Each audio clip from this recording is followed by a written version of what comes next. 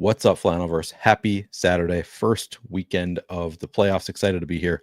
Apologies that we are running a little bit late. Had some technical difficulties to work through, but we are ready. We are good to go. Jake probably only has about 45 minutes with us, so I want to take advantage of that time, maybe a little bit longer. We'll see. But we landed on. I thought I came in today planning to just talk about the 2-game slate, and then after Jake left, I was going to talk about the showdown slates on my own. This will be about an hour and 45-minute long show. After Jake leaves, I will continue on for a bit myself, taking any questions, maybe looking at the shorter slates. But we're going to start here with the full 6-game slate because Jake is fully prepared for it. I am not as prepared as Jake is to talk about the 6-game slate. But Jake, I saw you did a full article for fantasy points for this slate already, so I know that you are prepared. So you can carry us through the 6-game part of the show. But how are you feeling about this weekend? How are you feeling about the playoffs? Yeah, man. Feeling pretty good about this weekend. I don't know about you, but I think this is, arguably the best weekend of football of the year. Obviously, sucks we don't have Red Zone, which is like probably the greatest dopamine-inducing product of all time. But we get really, really high quality football. I mean, 6 games, and I think Jordan Love is the worst quarterback on the slate, which means it's a pretty damn good slate from a quarterbacking perspective. Should be a lot of fun. I think there are a couple games in particular that I really want to target here. But I always love playoff football. We really see the stars emerge. Teams really start to feed their guys a little bit more than they do in the regular season. Did you do much playoff best ball, anything like that? I didn't do a ton of playoff best ball. I drafted a few teams, but yeah, didn't do a ton. I know that's something you were pretty big into, right? Yeah, I did hundreds of playoff best ball drafts. Wow. I'm super excited about those. Yeah, Hell I mean, yeah. it's my favorite format. Just there's a ton of edge because people play it like completely wrong, like they don't look at the rules at all, don't have any understanding. Obviously not everybody. It's a fraction of the total pool, but it's effectively, I would say, more than just rake free. I'd say that there is actually some man, I'm blanking on the word now. Overlay as a result of the field being so bad, like effective overlay, because so much of the field just plays it completely wrong. So yeah, I love the format. Casey says there's a Nickelodeon game. I have not yet watched one of those Nickelodeon broadcasts. What is the Nickelodeon game? Because we should which give our picks for MVP. Yeah, that's big. That probably matters more than anything we say about the DFS slate, honestly. Oh, for sure. Yeah.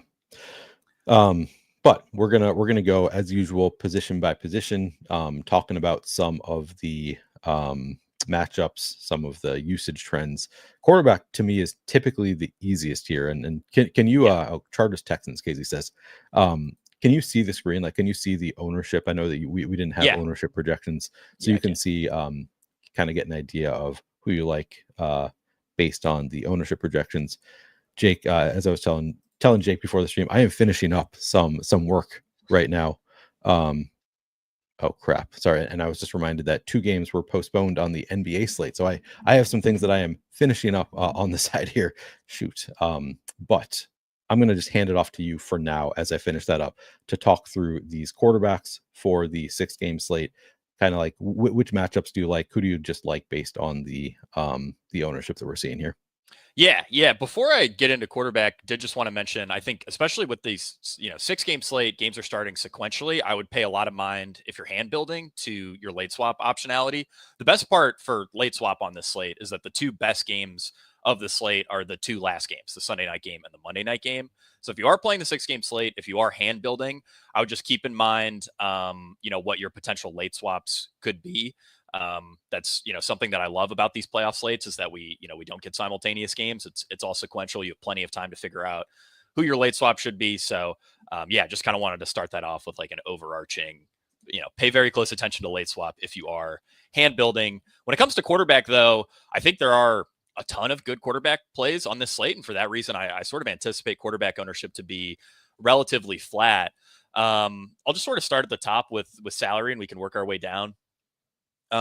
Josh Allen here at 8,200 against Denver, obviously a great spot. I think the main bull case for a guy like Josh Allen, or specifically Josh Allen, and we'll talk about this a little bit more. Some of the other running quarterbacks is that generally speaking, these rushing quarterbacks run even more in the playoffs, and we've seen that historically with Josh Allen. So in my own stuff, I think here at Fantasy Points we've got around a 24-point projection for Josh Allen.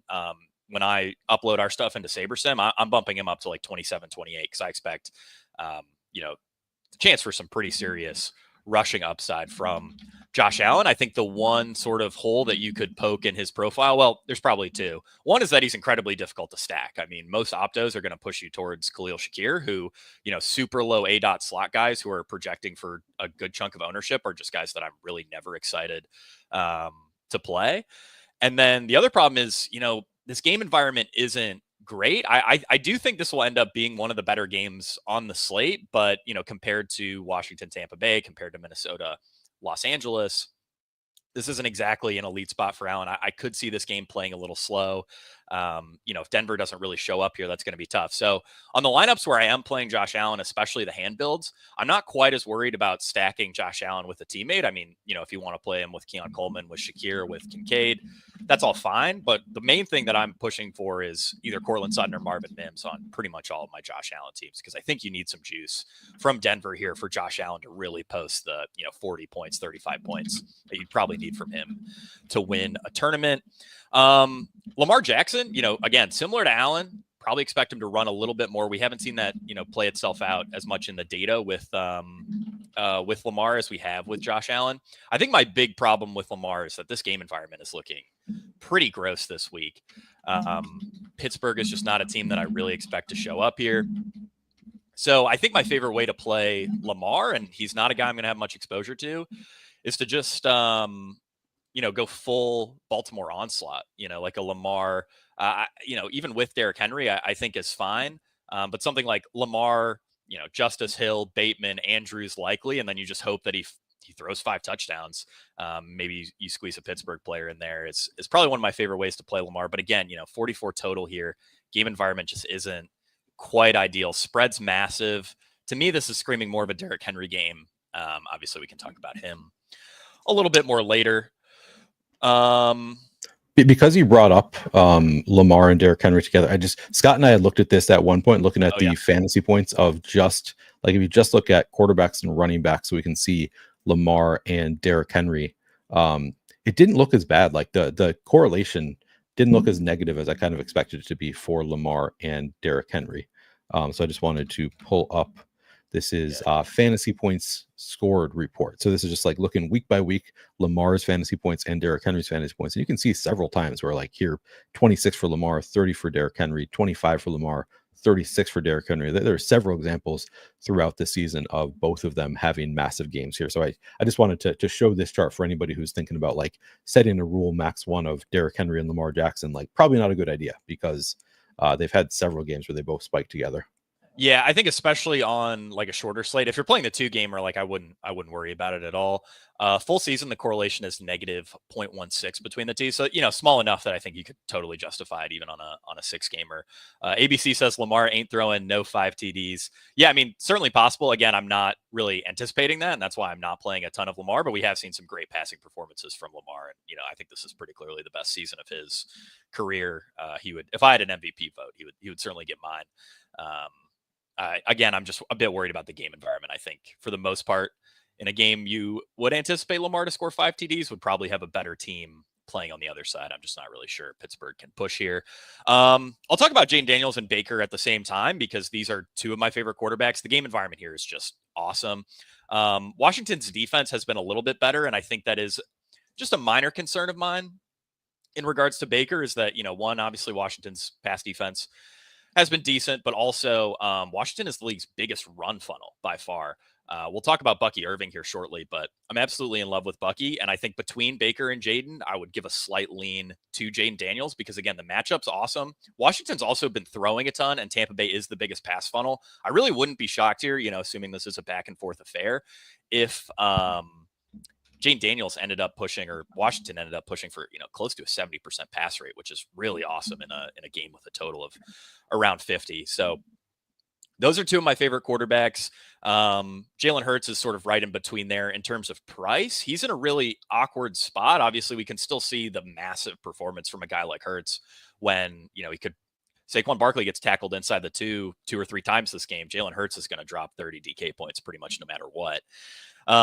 The problem, though, is the game environment. We've seen Green Bay just be so stubbornly run heavy. You know, they're playing every game, even if they're down 14, like they're up 14, which is just really, really frustrating. This team is so determined to feed Josh Jacobs. And I mean, thinking back to, what was it, that Minnesota game 2 weeks ago? I mean, as soon as they turned pass heavy, all of a sudden they were scoring points. But man, it just really doesn't seem like that's something they want to do. So I'm really concerned about pace here. For this Packers-Eagles game. And that's why I'm just really not going to play much Jordan Love, who I know is a little bit further down there in terms of salary, but he's projecting quite poorly for us. We only have him with a 14.1 point projection over at fantasypoints.com. Lowest of all starting quarterbacks, lower than Russell Wilson even. And, you know, it's hard for me to argue with, just given the fact Green Bay has been so stubbornly run heavy. Obviously could argue maybe they decide that's not for the best here, but man, I would not bank on it. I think assumption of rational coaching can certainly get us in trouble here, especially with, you know, those pass rate tendencies that coaches have been very stubborn on. I will say though, on Jordan Love, just to kind of put a bow on him, stack's really cheap. You know, Jayden Reed, Dontavian Wicks, Tucker Kraft, that's pretty easy, pretty straightforward with no Christian Watson. Things should be a little bit more condensed. So you absolutely can make an argument for Jordan Love here. I think if I'm playing Jordan Love, I want one of AJ Brown, Saquon, or Devontae Smith on all of those teams. Almost for certain. It's really hard to see Love getting there without Philadelphia getting off to a pretty hot start. Bo Nix is another quarterback that I absolutely love. To me, this matchup really feels like one of the more ideal matchups for Bo Nix. Now, of course, you could argue Vegas is not expecting much from Denver here. You know, the spread's pretty significant. The game total isn't massive. So, you know, odds makers aren't expecting a ton from Denver, but Bo Nix, you know, a lot of underneath throws, really focused on that. And Buffalo is just this massive underneath funnel, which is, I think, good for him. Plus, like we saw sort of mid-season, he backed off running a good amount because he was dealing with this back injury. He's really emerged from that, and I think is, you know, sort of back to running again. And again, you know, this is a spot where with these running quarterbacks, I just really want to lean into the idea for most of these guys that they are going to end up running more. And I think Nix is a really good example of that. Nix and Allen are probably the two that I'm anticipating the biggest rushing bump from. So yeah, I am pretty excited about Nix here. I think, you know, if I'm going to use a run back on Nix teams, my favorite is probably James Cook, you know, something where the Bills get out to a quick lead from a couple rushing touchdowns. Nix basically has to drop back and throw every play. Sutton would be the main stacking partner with Nix, but I also think Marvin Mims, who we might get a chance to talk about a little bit later, is really interesting because his underneath role is so strong. You know, they're throwing to him out of the backfield. They're throwing to him from the slot. I believe Ryan Heath had a tweet, or maybe it was from the Fantasy Points data account. Either way, he wrote it, that Marvin Mims yards per route run from the backfield is like 4.0. From the slot, it's 5.0. And then from out wide, it's like 0.7. So he's just been absolutely dominating in this sort of gimmicky role. Obviously tough. He's not going to project well when he's only looking at 50% of routes. But I do like the Bo Nix Marvin Mims stack as sort of like a sneaky, super low owned avenue on this slate. Go ahead, Neil.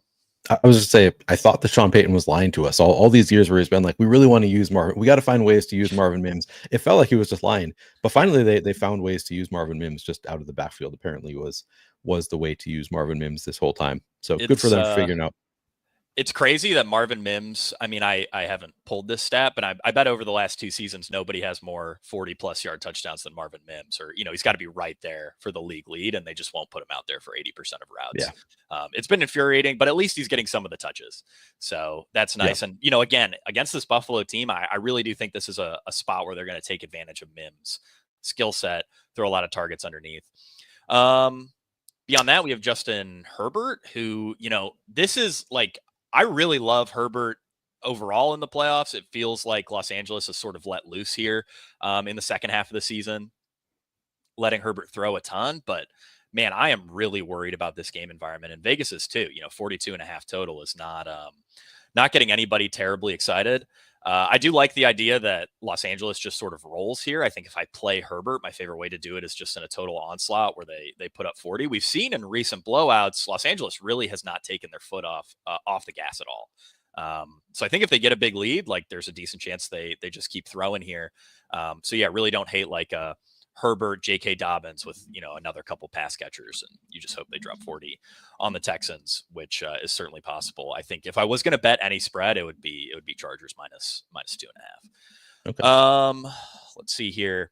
After that, it's just Stafford, CJ Stroud, Russell Wilson. Stafford's in a pretty great game environment. I believe, if I remember correctly, he also shredded Minnesota the last time these teams played. He's been notoriously great against the blitz throughout his career. He also has wide receivers who can, find space pretty easily.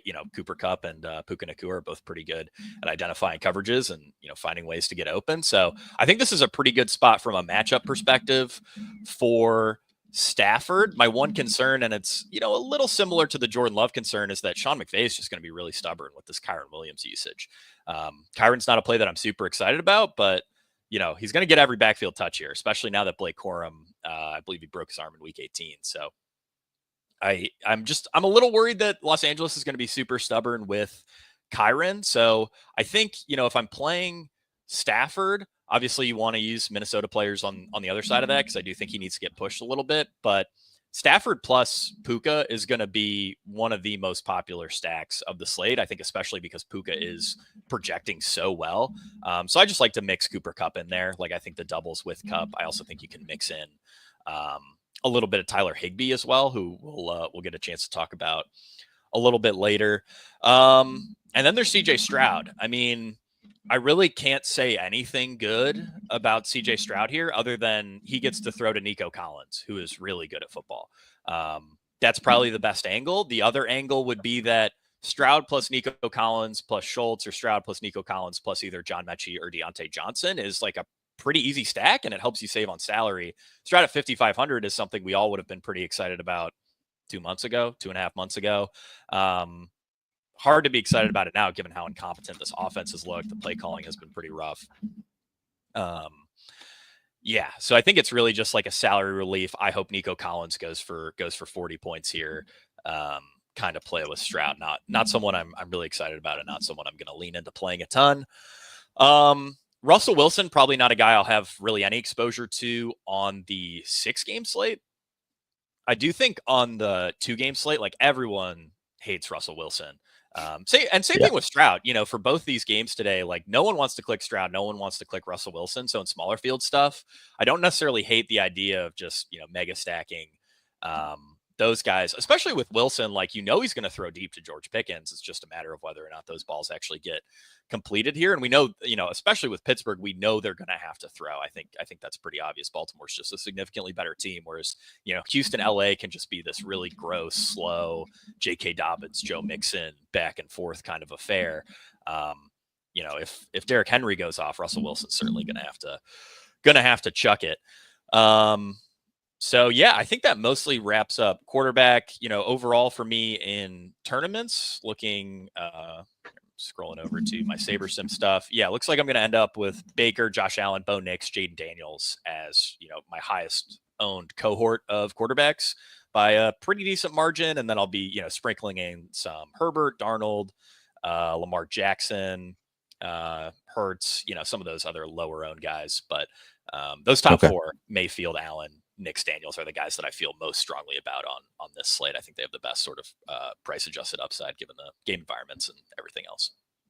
Jake, I'm really glad that you were able to join me today, because literally right as we were starting the stream, I got a DM reminding me that I needed to finish up some writing, and I couldn't have done it if I did not have you on the show with me. That was really like not only you really are great analysis, but also great vamping for me, because I told Jake, I was like, well, you're gonna have to carry me through the quarterbacks. The nice thing about quarterbacks is, like, it's fairly easy to do.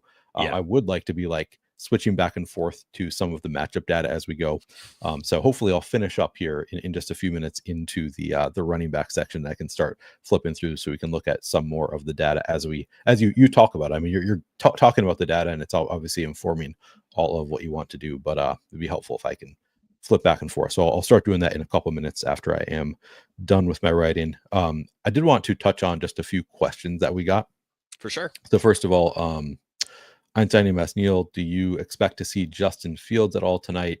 All I have on this, Jake, is Mike Tomlin on the 6th said, I'm certainly open to utilizing Justin Fields. He has an awesome skill set. We've done some of that in the past. We've done less of it in recent weeks. He experienced an injury a couple weeks or so ago that slowed some of that, but certainly in an effort to win this game, I'm open to any combination of the division of labor to do so. I'm certainly open to do that as we develop plans this week.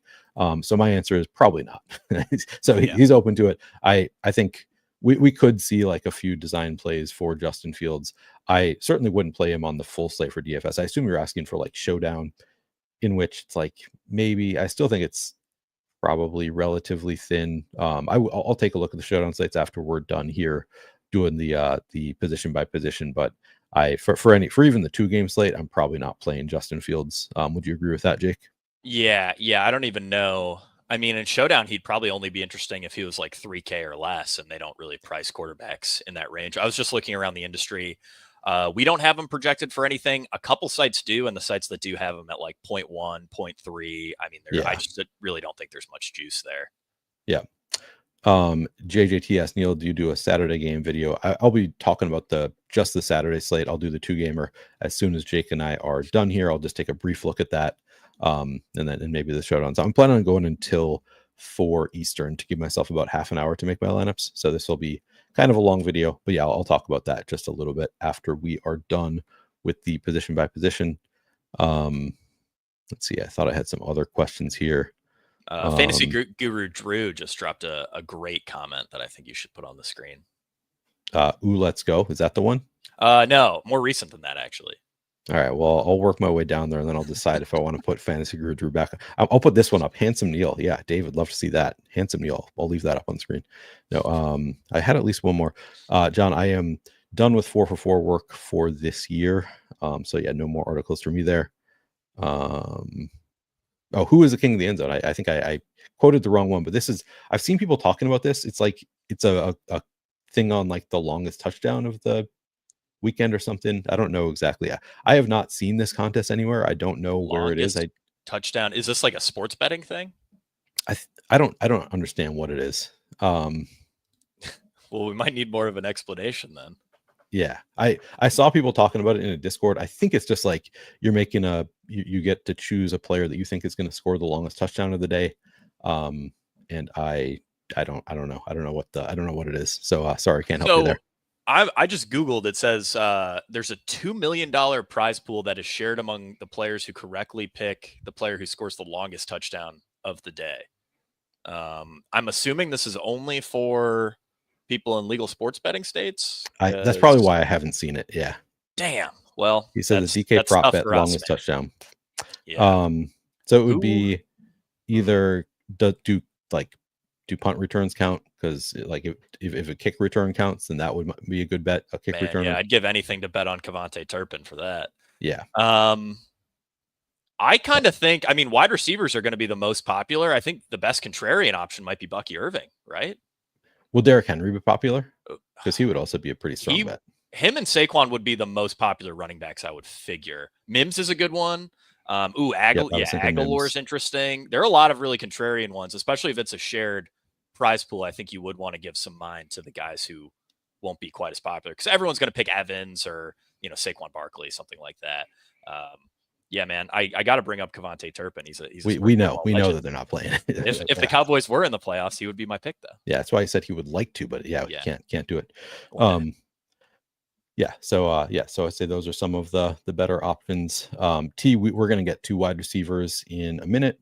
After we're done with running backs, we'll talk about receivers, because we have a few of those. Like we've got Zay Flowers out, we've got Tank Dell out, we've got several that we need to account for. Rashad Bateman might be another good pick for that longest touchdown bet.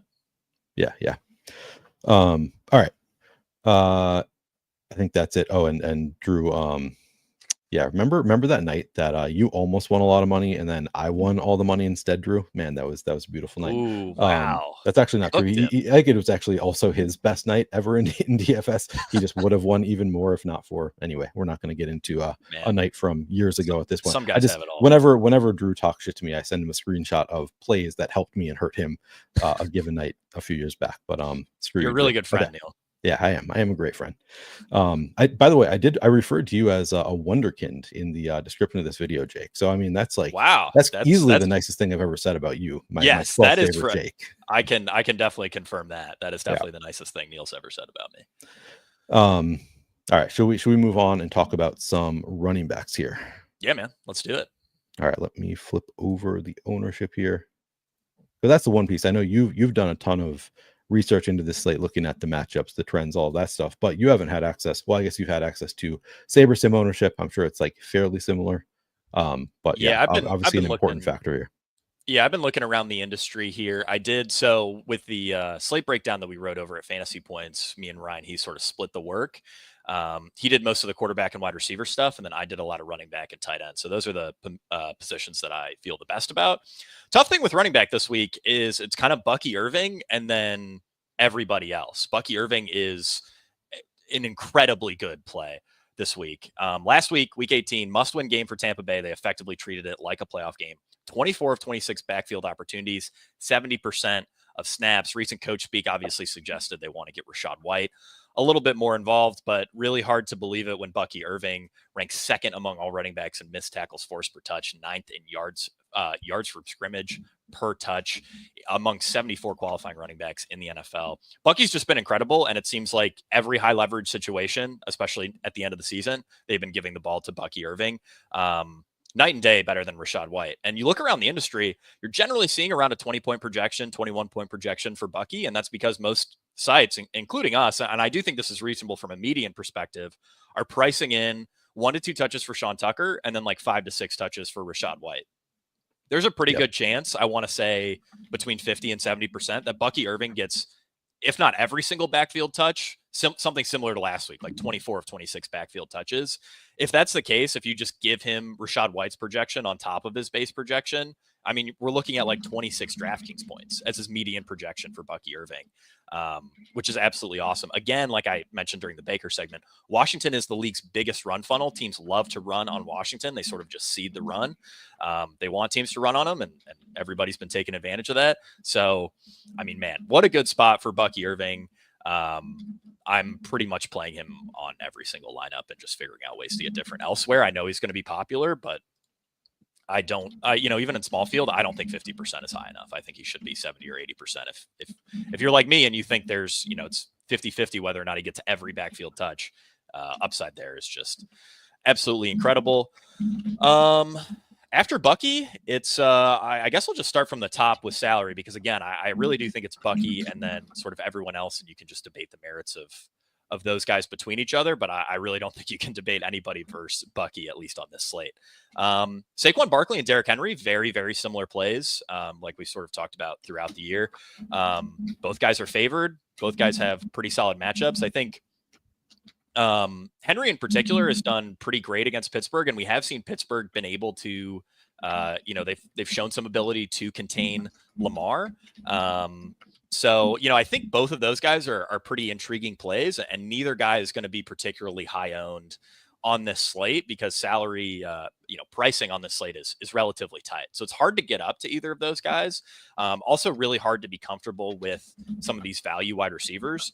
I think my favorite way to play like a Saquon or a Derrick Henry, I mean, obviously pairing them with the defense is never a bad idea, but on a lot of those lineups, I've noticed I'm ending up with 2 tight ends in the flex, which I don't think is bad. I think there's a lot of decent tight end plays. And I think especially if you're comparing these tight ends from 3,200 to 4,400 to wide receivers, for the most part, the tight ends are better plays. Maybe you could argue some of these wide receivers have higher ceilings, but especially in like smaller field stuff, I really don't mind double tight end this week. Beyond those guys, Josh Jacobs, Kyren Williams, Joe Mixon, those guys are also sort of in a very similar tier for me, where, they just feel very mediocre, but the workload's going to be there. I mean, they're pretty much all locked for 20 plus touches. Jacobs is probably in the worst spot of that trio because of the spread in his game. Certainly wouldn't be surprised if Philadelphia ended up, blowing out Green Bay here. So that could certainly take some usage away from Jacobs. I think, out of the 3, my favorite way to play it would probably be playing Jacobs with the Green Bay defense. I think that would be the most contrarian, and then you're just betting on the upset. But, kind of the same case for all three guys. I wish I had more to give there, but I just view them all so similarly. Kyren's obviously in the best game environment. Kyren plus Rams defense is solid. And again, you can make the same argument for Joe Mixon. If Houston gets out to a hot start, Mixon scores 2 or 3 TDs. Mixon plus Houston defense will be pretty viable here. I think it gets a little bit more interesting once we get into the 6K range, because again, I think it's sort of a tier with Saquon and Derrick Henry, a tier with Jacobs, Williams, Mixon. Once we get into Aaron Jones, J.K. Dobbins, James Cook, these guys are all a lot more interesting to me for tournaments. James Cook in particular is a guy that I've ended up being a little bit overweight on in my own builds, and it's largely because Buffalo's favored by 9 points here. James Cook in wins by multiple scores since Joe Brady took over as offensive coordinator is averaging about 22 DraftKings fantasy points per game. That would be more than Derrick Henry over the full season. Really, really strong usage from James Cook. Now, that said, he's obviously run incredibly hot on touchdowns this year. I believe he leads the league in rushing touchdowns at 16. He had more carries last year and only had 2 rushing touchdowns, which is pretty wild. But yeah, I think, in terms of game environment, this is a really good spot for James Cook. I also think there's a it's hard to quantify, but there's a small chance that they decide, Ray Davis and Ty Johnson are guys that we like, but we don't like them nearly as much as James Cook. We've seen Cook capped around a 45% snap share over the last couple months. Maybe that gets up to 65% in a game like this. And, in that case, it's a pretty solid spot. And again, no one's really going to want to play James Cook because he just doesn't project well. Optimizers are not going to push you to James Cook. He's a guy who I'm, in my own like SaberSim builds and stuff, I'm bumping up his projection because the median just isn't very good on a guy like Cook. I pulled up the game log of Cook and Allen together just because I want to see if it's similar to Lamar Jackson. And we do. I mean, we have week 15. I mean, look at this, 26 for Cook, 41 for Allen. Yeah. But then even like week 13, 28 and 19, that would be great on a 6-game short slate. Week 11, similar. So it looks like you can play them together. Would you be more inclined to play Cook in Allen lineups or with other quarterbacks? I think I'd rather play him with other quarterbacks. To me, I think he works as solid leverage off of Allen because they're, for both guys, the ceiling comes from touchdowns. Yeah. So I generally don't like playing 2 touchdown dependent players on the same team in the same lineup. So that's kind of my stance on Cook. I'm generally looking at one or the other. Obviously, you can, certain scripts, Buffalo scores 50 points. You can argue for it. I think that's an angle that I probably like a little bit better on the 3-game Sunday slate than I would on the 6-game slate. We also got a question: would you play Najee Harris and Jaylen Warren together? So I want to pull up this to look at have they ever hit on the same game? And we have several where they both hit double digits for DraftKings. Never really like spike weeks together. I would imagine he's only asking for the Saturday slate or Saturday only. I'm assuming here correlation between them is fairly negative, -0.17. I just don't know if I see enough juice in this backfield to justify playing them together. I think, and we can talk about this Pittsburgh backfield a little bit more here shortly. I think my favorite angle with Pittsburgh is just playing Najee plus the Steelers defense and betting on the upset. Especially on the 2-game slate. I think these Steelers players, it's gross, obviously, but these Steelers players for the most part are going to go pretty underowned. There is a little bit of juice there. And Najee especially is so gross. Like every time he gets a carry, Twitter's just like, it looks like he's running in jeans. And, it's hard to deny. He does look like he's running in jeans, but he's, 15 carries and obviously Pittsburgh are, likely to get in that 15 carry range. And then obviously Pittsburgh wants to slow this game down. So I think if you ask Tomlin what the ideal game plan is here, it's very slow paced game, a lot of Najee Harris carries, mixing some Jaylen Warren in there. And I think Harris has the best ceiling between the two. So that would sort of be my way to tie break those Pittsburgh running backs. I think one of the most interesting spots on the slate at running back is J.K. Dobbins versus Aaron Jones. They're within 200 of each other. Aaron Jones is projecting significantly better than Dobbins. He has a bit more of a pass catching role. Tough thing with Aaron Jones, last 2 weeks, he's been taking himself out of games. He's been hurt. He was on my main event team in week 17 that I was sweating trying to crack the top 200 or whatever for 10K plus. And Aaron Jones pulls himself out of the game because he bruised his quad. Quite frustrating. really, to me, they're pretty similar plays. And you look around the industry, Aaron Jones is projecting for significantly more ownership than J.K. Dobbins. So I really like leaning into Dobbins over Jones in that price range. Because, yeah, I mean, I really just think the Chargers roll here. And we've seen Dobbins. I mean, he's been beat up, but the rest of these Chargers running backs are terrible. So bad, in fact, that they just signed Ezekiel Elliott to their practice squad. Further reducing how good their backup running backs are. But I mean, doesn't matter what happens to Dobbins, doesn't matter how beat up he is. If he's active, he's getting 20 carries. You know, they seem pretty set on that. I do think the toughest thing with a guy like Dobbins is, unlike a lot of these other running backs, he's one of the tougher ones to work into like full onslaught stacks, just because he doesn't catch many passes. I have a hard time seeing both him and, like, say, Justin Herbert getting there. But yeah, overall, really good spot for J.K. Dobbins. He's a guy that I'm leaning into. In my own, like, SaberSim build, I think we had Aaron Jones projected right around 15.5 and Dobbins at like 13.5. I just gave them the same projection because I think that's probably closer to the truth here, at least for tournaments. I do want to be overweight on Dobbins and a tad underweight on Aaron Jones. And then after that, you get into a lot more speculative guys. Obviously, we talked a bit about Najee and Jaylen Warren. Those really aren't guys that I'm terribly excited to play on the main slate on the 6-gamer. But if I am, I think I like the Najee angle the most there. Again, I think he has the higher ceiling, better chance to score touchdowns, game plays slow, game plays into Pittsburgh's hands. You know, they have a 20% implied win probability here. So it is possible that Najee could get you a couple touchdowns and maybe push for 100 yards rushing, but obviously not a great matchup. And then we have the Washington and Denver backfields. On the Washington side, Austin Eckler, I think if you're really desperate to save salary, I do think he's viable. I'm playing a little bit of Eckler, even on the 6-game slate in my own stuff. Last 4 games that he has played alongside Brian Robinson, he's been at about 61% of snaps. They've been relatively even in carries, and then Eckler has obviously been dominating pass game stuff. So in terms of like backfield XFP percentage, we're sort of loosely expecting around 60% for Eckler. It really does seem like Washington beat writers. This is something Johnny Proctor called out on Cashing Points last night. Seems like Washington beat writers are just sick of Brian Robinson. And so I think there's a chance that this could be a pretty significant workload for Austin Eckler.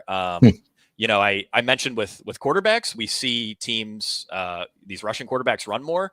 And I think especially at running back, and this isn't true every single time, but for the most part, RB1s see way better workloads in these playoff games than they would in the regular season. So that's another thing to keep in mind. And I think if Washington decides, hey, Eckler is our RB1 here, they're going to feed him. But yeah, obviously, Neil, as you're highlighting, the matchup is not necessarily ideal for Eckler. I still think he can get there on pass catching though. Yeah, that's the thing with pass catching backs. It's like even a bad matchup, just a bunch of 4-yard drop offs can be really impactful. Yeah.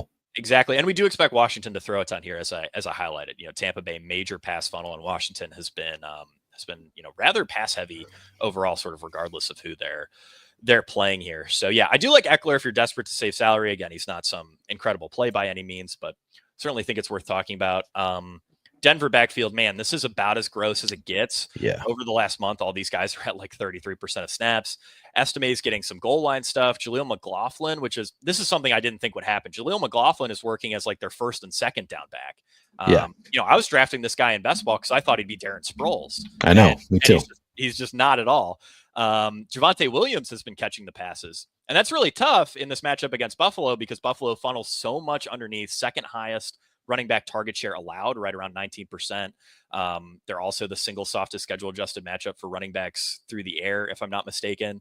But yeah, this is really tough. I think if I was forced to choose, like gun to my head on one of these Denver running backs, I'd go with Jaleel and maybe hope that they expand his role a little bit heading into the playoffs. To me, he's very clearly their best running back too, which kind of makes this usage even more frustrating. And he's great as a receiver. So I just don't really know what Sean Payton's going to do. And obviously this backfield has been infuriating. So, realistically throughout my builds, I'm probably only playing Eckler, at least, with these fringe super cheap guys, but I wouldn't fault you if you wanted to get a little bit of exposure to McLaughlin, especially in like a 150 set.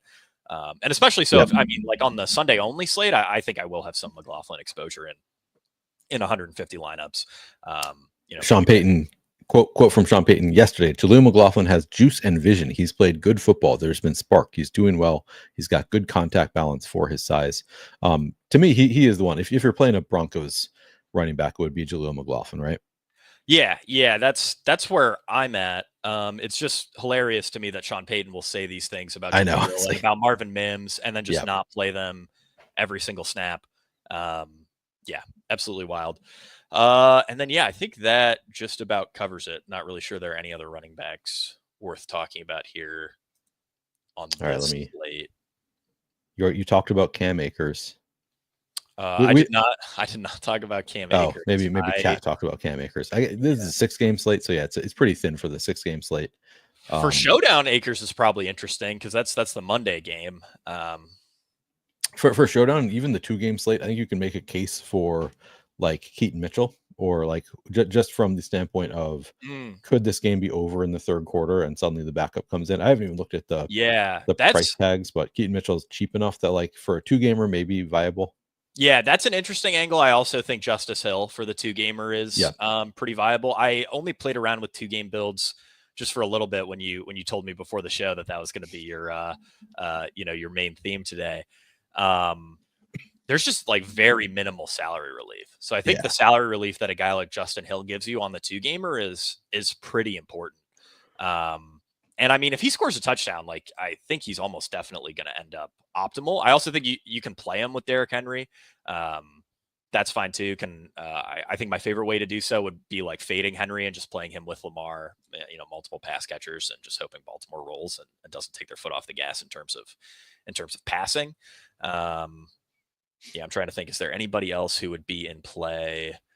Hassan Haskins, Gus Edwards. I mean, both of those guys are live to score touchdowns, but I kind of just think this is going to be the J.K. Dobbins show. I wouldn't be shocked if they stole a touchdown, but I think he's clearly the favorite running back there. Yeah. Oh yeah, for sure. And then I'm not sure I really have anything else. Any other running? Okay, let's move on to wide receivers because I know you have limited time with us here. And I am, by the way, I'm fully present now. I have finished. There we go. So thank you for carrying me and allowing me to finish my work. All right, no problem. We're gonna move on to wide receivers. How would you prefer? I have it sorted by salary now. Is that your preferred like view of the wide receivers? Could we do team by team? Sure. I think that's generally my favorite way to talk about these guys. All right, let's start with Baltimore. Let's work our way down alphabetically. Yeah, so Baltimore, I mean, it's basically like Bateman's a pretty good play here. I think the main concern with Bateman is they just may not get pushed. But we know he's a downfield threat. He's a guy who's elite at getting separation. Also not a guy that I expect Baltimore to force feed here just because he's their wide receiver 1. I mean, I think they're going into this game thinking just as much about getting Mark Andrews and Isaiah Likely the ball as they are Rashad Bateman. So I wouldn't, go as far as like prescribing him the Zay Flowers workload or anything like that. I think, probably, his normal workload plus another target or two. And, obviously it's downfield, so might get a long touchdown. Beyond that, it's pretty much just like Nelson Aguilar and Tylan Wallace, I would assume, for these Ravens guys here. Aguilar, so this is kind of interesting. Aguilar got cleared from concussion protocol ahead of week 18. I believe he practiced in full all week and ended up being a healthy scratch. So that's something to pay attention to. We should get inactives here for this game, like shortly. Or no, that's the 8 p.m. game, isn't it? It is. It's okay. Like, all right. Yeah. So that's something to pay attention to. If Aguilar's a healthy scratch, Tylan Wallace is like a great play. Yeah. If Aguilar plays, I think they like sort of split that, slot gimmicky deep ball role that they use those players in, maybe like 60-40 in favor of Aguilar. That makes it tough on the 2-game slate or on Showdown. I'm sure you can justify it, especially in like onslaughts. Like I wouldn't hate a Lamar team if I'm 150 maxing that has, Lamar plus Bateman plus Andrews plus Aguilar or something like that. I think that's fine. Yeah. So we had the healthy scratch of Aguilar. I'm assuming that was just a matter of like he hadn't been practicing and they didn't need him, so they threw in. That's kind of what I figured. But I do have interest in maybe even on the 6-gamer. Definitely for the 2-gamer, I definitely have interest in Aguilar and Tylan Wallace because they're both also projected for low ownership. I'll go more into the 2-gamer later. So we can focus on just the 6-gamer for now. But what's the ownership here? We have Aguilar at 3%, Tylan Wallace at 5%. I don't know, that seems pretty efficient to me, but probably Yeah. two of the better like low owned plays, I would say, just from their value. And somebody has to have a bigger role, like not like you said, like they could just do more 2 tight end sets. They don't need to necessarily give somebody a full great workload here, but I think both are like but I agree with you. If Aguilar is out again, if we're wrong about the assumption that he's going to play today, then Tylan Wallace would suddenly look like really good. Yeah, absolutely. I also agree with Fantasy Guru Drew's comment that I do too. greater than Tylan. We will talk about these Houston wide receivers here shortly, but I think that's about all I got on these Baltimore guys. I guess the last thing that I would add is Aguilar and Tylan Wallace aren't plays that I'll personally be leaning into, but if you think Lamar has a great game, I would highly consider those guys in GPPs here. Yeah, and I'm just to give people a quick view of what we're talking about here with the Ravens. We had last week, like Jake was saying, we had Aguilar was out, so we had Tylan Wallace played 58% of the snaps, and based on this, he would look like a really strong play. But we're expecting Aguilar to come back, so it'll be more of a split. So not quite as juicy as it maybe looked last week. But yeah, we can move on to Buffalo, who you've kind of already talked about. Like it's tough to stack Josh Allen. Oh yeah, it's even tougher to play these guys as one-offs, most of them. But who do you like on the Bills, if anybody? Yeah, I think to me it's pretty much as simple as saying like, hey, their most popular wide receiver really by far this week, and it doesn't look close based on what I'm seeing around the industry. It's going to be Khalil Shakir, and he is pretty like the floor is strong on Shakir, and his median projection is good, so optimizers are going to push people toward him. But he's a low ADOT slot guy who's projecting to be popular. I mean, these plays almost never work out. So for me on my Josh Allen teams, give me Keon Coleman, give me Amari Cooper, give me Kincaid, or just give me Josh Allen naked. Like I said when I was talking about Allen earlier, I'm not quite as concerned about getting Bills on Allen teams as I am getting Broncos wide receivers on Allen teams, because I think to get Josh Allen Superman game, we need, probably a 20-point performance from one of Sutton or Mims. So, that's sort of where I'm at with these Bills guys. But I mean, it's real tough, man. I mean, when everybody's running a route on like 55% of dropbacks, who exactly do you play?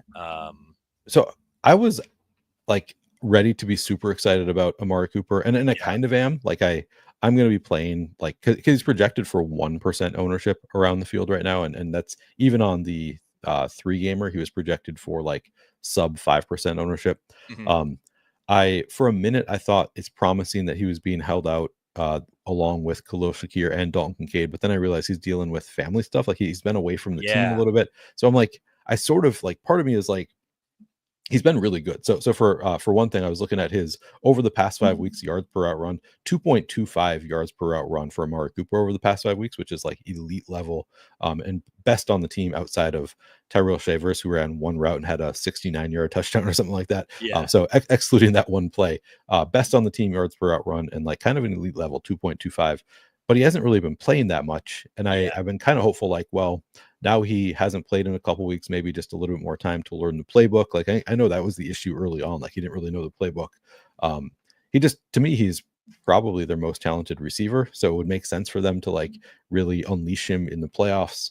But also now we had this like weird like family situation that we don't really know much about in the middle of this 2-week span. So I don't know. I still plan to play a good amount, but I can't get as enthusiastic as I was going to be if he had not missed some time during this 2-week span. Yeah, I think my favorite, and I'm going to boost him in SaberSim right now, is Keon Coleman. It's again, mostly just splitting hairs with these guys. Really tough to have a strong stance, but rookie wide receiver who's looked pretty good all year, and I think he's probably more likely to get a 70% route share than a guy like Amari Cooper would, especially given the personal issue with Amari. So. Okay, I was just checking. Looks like Dobbins and Quentin Johnston are both going to be active today as expected. Great. Nice. So no surprise inactives for the first game. Hell yeah. Generally, you don't get surprise inactives with the playoffs. Everybody is fighting through. You take as many Percocet as you need to get out there. Is generally the rule in the playoffs. Yep. All right. So you're and do you have any concern about the fact that Keon Coleman played 88%, ran 88% of the routes last week when Khalil Shakir and Amari Cooper, Dalton Kincaid were out? Like, I don't know. He played 83% the week before too, though, and he's a rookie. So maybe it's just make sure your rookie is like has the experience to be ready Yeah, to go. that's sort of the way I interpreted it. I really don't think it'll impact his playoff playing time much. Also, like they just needed bodies out there. Like that's another thing is you can't really rest everybody. There's only so many guys you can make inactive, and yeah, they probably want Keon Coleman to get some extra reps. Andrew says Bateman has a terrible matchup. Yeah, I saw Ryan. Yeah. He's talking about how he has like the worst possible matchup, or like worst matchup on the team. So like everybody wants to play him, and then it's just a bad matchup. Yeah. That is one of the problems with Bateman. I mean, I believe we're anticipating the Joey Porter Jr. Shadow here, which is obviously tough. But I think for especially like these deep ball specialists, it can be a little bit easy to overblow one of these matchups because Joey Porter falls over, turns his hips the wrong way, and Bateman's scoring an 80-yard touchdown. True. So I wouldn't totally fade Bateman because of that, but I agree. It probably does hurt his median and ceiling a little bit here. Yeah. Okay. Move on from Buffalo, Denver. I know you've already alluded to Mims and Sutton a little bit of interest there. Yeah, I have a lot of interest here. I do think Denver's not getting, quite the respect they deserve in betting markets. They have a great defense, and Bo Nix has played really, really well in the second half of the season here.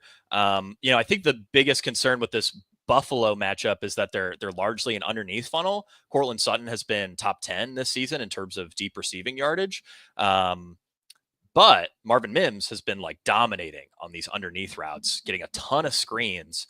And I think Buffalo's just happy to let him take these screens. So yeah, I think no one's going to play Mims. It doesn't seem like that many people want to play Sutton. Not that many people want to play Nix. So I really like leaning into that stack. I don't want like a crazy amount of exposure to Marvin Mims because again, he's a 5,100 player who's only going to run a route on 50% of dropbacks, which makes him a tough sell, especially from like a median projection standpoint. But yeah, I certainly think there's a bit more juice here for tournaments on the Denver side of this game than like ownership projections are letting on here because I still don't think, I'm seeing like 10-ish% for Sutton and 2 to 5, 8% here. Yeah. All right. I mean, I'm pretty happy with that. Especially, I mean, we know Sutton's getting the targets and we know Mims is going to get plenty of design stuff. So that makes stacking Denver pretty straightforward. Yeah. JJT asks, can you talk on coverages of these defenses usually run versus what wide receivers are good, bad against those coverages? So that tool is not updated for the playoffs. And I'm told that it's probably not going to be the wide receiver covered matchup tool. I know Jake, you've done some digging into this, so we'll do our best there. But I have the tool that I sometimes bring up here is not available. If I was Ryan Heath, I'd be like you'd just be over the moon at how much coverage analysis I have. Unfortunately, I am not Ryan Heath, so I don't have as many of the coverage tendencies memorized. But it's not my strength, which is why I usually just rely on the fantasy points tool for that. But I asked Scott about it, and it sounded like probably not for the playoffs. But here's the wide receiver cornerback matchup report. So this is like secondary tool that I use. Like I think this one is also, it's not really related to the coverage is exactly, but it's where receivers do well, like where on the field receivers tend to have the best matchups. Yep. Okay. So looks like Keon Coleman we're expecting to be Keon Coleman shadow from Pat Surtain. I did not realize we're expecting that. I would imagine, and I can I could DM Steven, who's our coverage guy who sets up that tool. But I would imagine that's our least confident shadow. Okay. I think Joey Porter on Rashad Bateman, I feel pretty good about. Lattimore on Evans, I feel pretty good about. Coleman, I know, moves around a lot, and he'll also rotate in and out with Amari Cooper. So, a full shadow. Like I'd be pretty surprised if he faced Surtain for more than 50% of routes, but I do trust what Steven has there. So maybe not the best matchup for Coleman, but I'm still willing to take some chances there. Jake, I know that you had a hard out, or not a hard out, a soft out around 7 minutes ago because you have some game to watch. How is that game going? How soon do you want to get out of here? I'm keeping an eye on it. I can probably I could probably spare at least 10 or 15 more minutes. We're down 4 against Kansas right now. So what quarter or what? It's half. It's the second half. Yeah. So Yeah. 15 minutes to go. So still plenty of time left. I got all that going on here on another screen, but I won't let it distract me from the best place of the slate, Neil. Okay. All right. Tell me about the best plays of the slate. Are you done with the Broncos? Want to move on to the Packers or any other? Yeah, I mean, it's really just Mims and Sutton on the Broncos side, and I like both guys. So, yeah, I think I'm ready to move on to the Packers here. All right, Packers, let's do it. Yeah. So on the Green Bay side, I feel like over and over again this season, I've sort of just been jamming in Jayden Reed whenever I get the chance because I think he's far and away their most talented wide receiver. Problem is the volume's just never there for Jayden Reed, especially if we look at games where one of Romeo Doubs or Christian Watson has missed or played less than 10 snaps. It's actually been Dontavian Wicks leading the way in terms of volume. Now, he's run pretty bad in terms of, drops and stuff, but I think overall, among these Green Bay wide receivers, he would be my favorite play. Reed would be a close second. Philadelphia is a pretty major slot funnel. They're really strong on the outside. So Reed has the slot funnel matchup in his favor. The problem is you just can't bank on great volume there. If this was a higher volume slot guy, I think I'd be a little bit more excited. At least Jayden Reed can give you some great stuff after the catch. So, still want to get some exposure there. And then Romeo Doubs is just a player that me and probably every other person who plays DFS feels incredibly neutral about every single week because no one can decide if he's good or bad at football. He sort of oscillates between being like, oh, wow, that guy actually might be great, and being like, why is he playing? But he is playing that. He is playing. Yeah, no, he's going to be always out there playing. Yeah, exactly. And then, I don't really think I'm paying any mind to these like the Malik Heaths and the Bo Meltons of the world. So is Wicks your favorite then? Wicks followed by Reed would be your favorite? I would say Wicks is my favorite. Let me peek ownership here real quick. So I would assume, Wicks is going to be the highest owned. Still, right around 10% for Wicks seems pretty reasonable. And then I'm seeing like 2 to 5% for Jayden Reed. That's true. Showed up. Yeah. Dobbs showed up last year in the playoffs.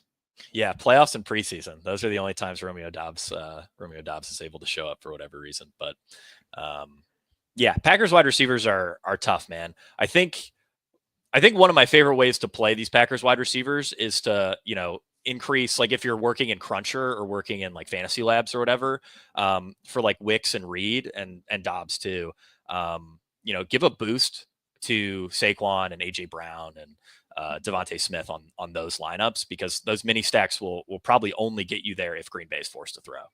Yeah, that's probably true. Wicks, I mean, he's 4,500. I think I'm with you. Wicks probably my favorite of the group because he's only 4,500. You always see him play a lot more when any of the other receivers miss time, especially with Christian Watson out. Wicks is going to look really good. So I do like Wicks at 6%. That's a number I plan to be overweight on. Dobbs, Reed. I mean, Reed only 2% ownership here. What do you have Reed's ownership at? I've been seeing like 3 to 5% across the industry. That's kind of intriguing. Oh, for sure. Especially for a player as talented as Reed. Again, though, I do just think it's a spot where I'd want to get, a Saquon or an AJ Brown in a lot of my Jayden Reed lineups. Yeah, that makes sense. All right. Anything else on the Packers? No, I don't think so. Someone asked Bo Melton or Romeo Doubs. I think pretty easily Dobbs for me. These, I mean, Melton and Heath are going to get a couple targets, but they're not out there enough to really be justifiable on anything outside of Showdown. Yeah, this is the routes from last week where Watson ran 25%. Man, Malik Heath actually ran 50%. Oh, but Dobbs is out too. Dobbs is out. Yeah. With Dobbs back, I'm not expecting much from Melton or Heath or anybody. Okay. All right, and somebody else asked, will Mechie be in? I think so. I'm expecting him to be in. Do you have any disagreement there, Jake? I think it's questionable, but I am anticipating him to play. I will say very rare. Q-tag almost like you can pretty much just say probable in the playoffs. Yeah. Like these guys with Q-tags almost always fight through. And I am kind of excited to talk about these Texans wide receivers because both Mechie and Deontay are quite interesting to me. Okay, yeah. So let's get into that because Deontay, very interesting to me. Also, maybe you can talk me into some Mechie also. Yeah, I mean, we can start with Nico Collins, where like this is a terrible matchup, but he's Nico Collins and is obviously a very talented wide receiver. To me, what Bobby Slowick has been doing in Houston is very similar to what Zach Taylor has done in Cincinnati, in the sense that Zach Taylor has this glitch, right, where he just says, Joe Burrow, drop back 70% of the time, and we will be one of the best offenses in the NFL. It doesn't matter how dumb I am at play calling otherwise. You handle this. Bobby Slowick does the same thing in Houston. We're going to throw to Nico Collins every single time we drop back. And if that doesn't work, I have no other answers because I'm just not that good of an OC. Yeah. So that's the thing to keep in mind with Nico. Obviously, I think Houston wants this game to play a little slow. And we just got a comment in the chat that Mechie is. I forgot. We already have that. I was thinking of the late game. Great to know. Good call. Good call. I have several tabs open, so always appreciate chat helping out with. I do too. Yeah. Thank you. You've got a great chat, Neil. I gotta say, I do. They're very very helpful. Oh yeah. They're great. Me, I'd be trolling you, actively sabotaging you. You have done this. Yeah. Yeah, I know. Not the sabotaging, just the trolling. I need to step up my sabotaging for sure. Yeah. Brendan asked Eckler or Jaleel. Yeah, we did talk about that a little bit earlier. I would prefer Eckler. I think they're both viable though. Yeah. Okay, so we're on the Texans guys, right? We are after Nico. Yeah, so it gets interesting. Deontay Johnson didn't play with the starters last week, so there is just like some inherent risk to his profile. Like there is okay, thank you, Steven. I'm glad I can't carry only Steven can call me a boy. One of the few people older than me in chat. Oh wow. But so with Deontay, again, didn't play with the starters last week. But we know one thing about Deontay Johnson, and it's that when he plays, he earns targets. Now, there was some coach speak on this. Let me make sure I get it right. Yeah, D'Amico Ryan said on Deontay Johnson, we'll start to continue to feed him more, see how he can help us, the skill set, talent's there, and sort of just goes on to repeat that for another 3 or 4 sentences. So they obviously want Deontay Johnson out there. Scott Barrett actually had a note. So Scott Barrett, Houston resident currently. Yeah. You did see this. Who has sources all over. Yeah, he does. So Scott does have some legit NFL sources. His Houston sources are the best sources. So if I'm going to trust any Scott Barrett source, it would be anything related to the Texans. Here's the text exchange that Scott sent or Scott posted in the Fantasy Points Discord with his Houston source. Scott said, any guesses on Deontay Johnson's playing time? Scott's source said, heard at least 50%. I'm assuming that means either 50% of snaps, 50% of routes. Yeah, something around there. Wouldn't bet on more than 4 to 5 targets. They say the role increasing this week, but I'm not expecting huge impact. He looks okay at practice. Scott says, just okay. And then the source says, I think good enough. Like he catches the ball cleanly, has some burst, run routes very crispy. That sounds like the Deontay Johnson we all know and love. At 3,500, 45 targets is reasonable. I would question the ceiling. I sort of expect him to be in a bit of a lower ADOT role, with Nico commanding a lot more of the downfield work. I also think Mechie is pretty clearly going to be a guy who's out there for 70% of routes or so. And they really don't have anyone else outside of Collins and I guess Dalton Schultz. So Mechie I think is pretty reasonable as a play as well. I kind of like mixing both in a little bit, but part of my problem is I really don't like Stroud. I'm pretty bearish on the Houston offense as a whole for today, so I probably won't end up with a ton of exposure there. I think especially for the 2-game slate, though, those are guys that I'd pay a lot of mind to if I'm like 150 maxing. I think they're both pretty interesting. We just got a question, EWS. Is this an outside the box replacement? It's funny because Scott had said if you and I wanted to do outside the box, we could. And I was like, I don't really think I want to do it. Like Scott's not going to do it. And this basically is like, now we are talking about the 6-game slate going position by position, just like Scott and I would on outside the box. So this is not outside the box, but if you want to call it an outside the box replacement, then go ahead. Because outside the box is done for the playoffs. All right. So yeah, I'm with you 100%. Like I'm interested. It's not like I love them. I want to be jamming them, but like a one-off Deontay. Like I like Deontay Johnson. My preference, just from the standpoint of like he's projected for nothing around the industry. Like a lot of places have him for like a fantasy point projection of like 1, and I'm like, I don't think that's certainly don't think that's right. And I do also think, obviously Scott Source saying he's sort of anticipating 50% of routes. I mean, if he's out there for 70% of routes, the guy could push for 8 or 9 targets. Like, we know he can get open. We know that for sure. Doesn't matter what team he's on. Even on the Ravens, I mean, what he run for the Ravens, 20 routes, and he still earned 5 or 6 targets. His targets per route run is awesome no matter where he is. Yeah. So like, I wouldn't anticipate more than 4 or 5, but that's the part that's like, well, how would you know? Like, you're just a beat. Like, where are you getting that info? Exactly. Yeah. So yeah, no, I think Deontay very interesting, but Mechie, don't want to forget him either. Anything else on the Houston guys? No, don't think I have anything else there. All right, then we have the Chargers, and we're missing Josh Palmer. Josh Palmer not playing today for the Chargers, so then we have to figure out who is going to see the bump for the team. And it looks like, we're still expecting Ladd. DJ Chark, it looks like, is being projected for the biggest bump of the Chargers guys. Quentin Johnston, Ladd, go ahead. Yeah, to me, on the 2-game slate, both Darius Davis and DJ Chark are pretty interesting as like potential Palmer replacements. You also have Quentin Johnston, who's been beat up. He's been dealing with the flu. So if he's only out there for 50% of routes, one of Darius Davis or DJ Chark will probably end up having a pretty good game. So that's another angle that I like specifically for the 2-gamer. Obviously, those aren't really guys that I'm going to entertain much. For the 6-game slate here, I think, my favorite play far and away among these Chargers players is Ladd McConkey. He's leading all rookie wide receivers in virtually every efficiency stat, averaging 18.2 DraftKings fantasy points per game since week 8. That would rank as the wide receiver 3 on this slate. He's been earning consistent target volume as of late. Texans have also allowed the 4th most schedule adjusted fantasy points per game to the slot.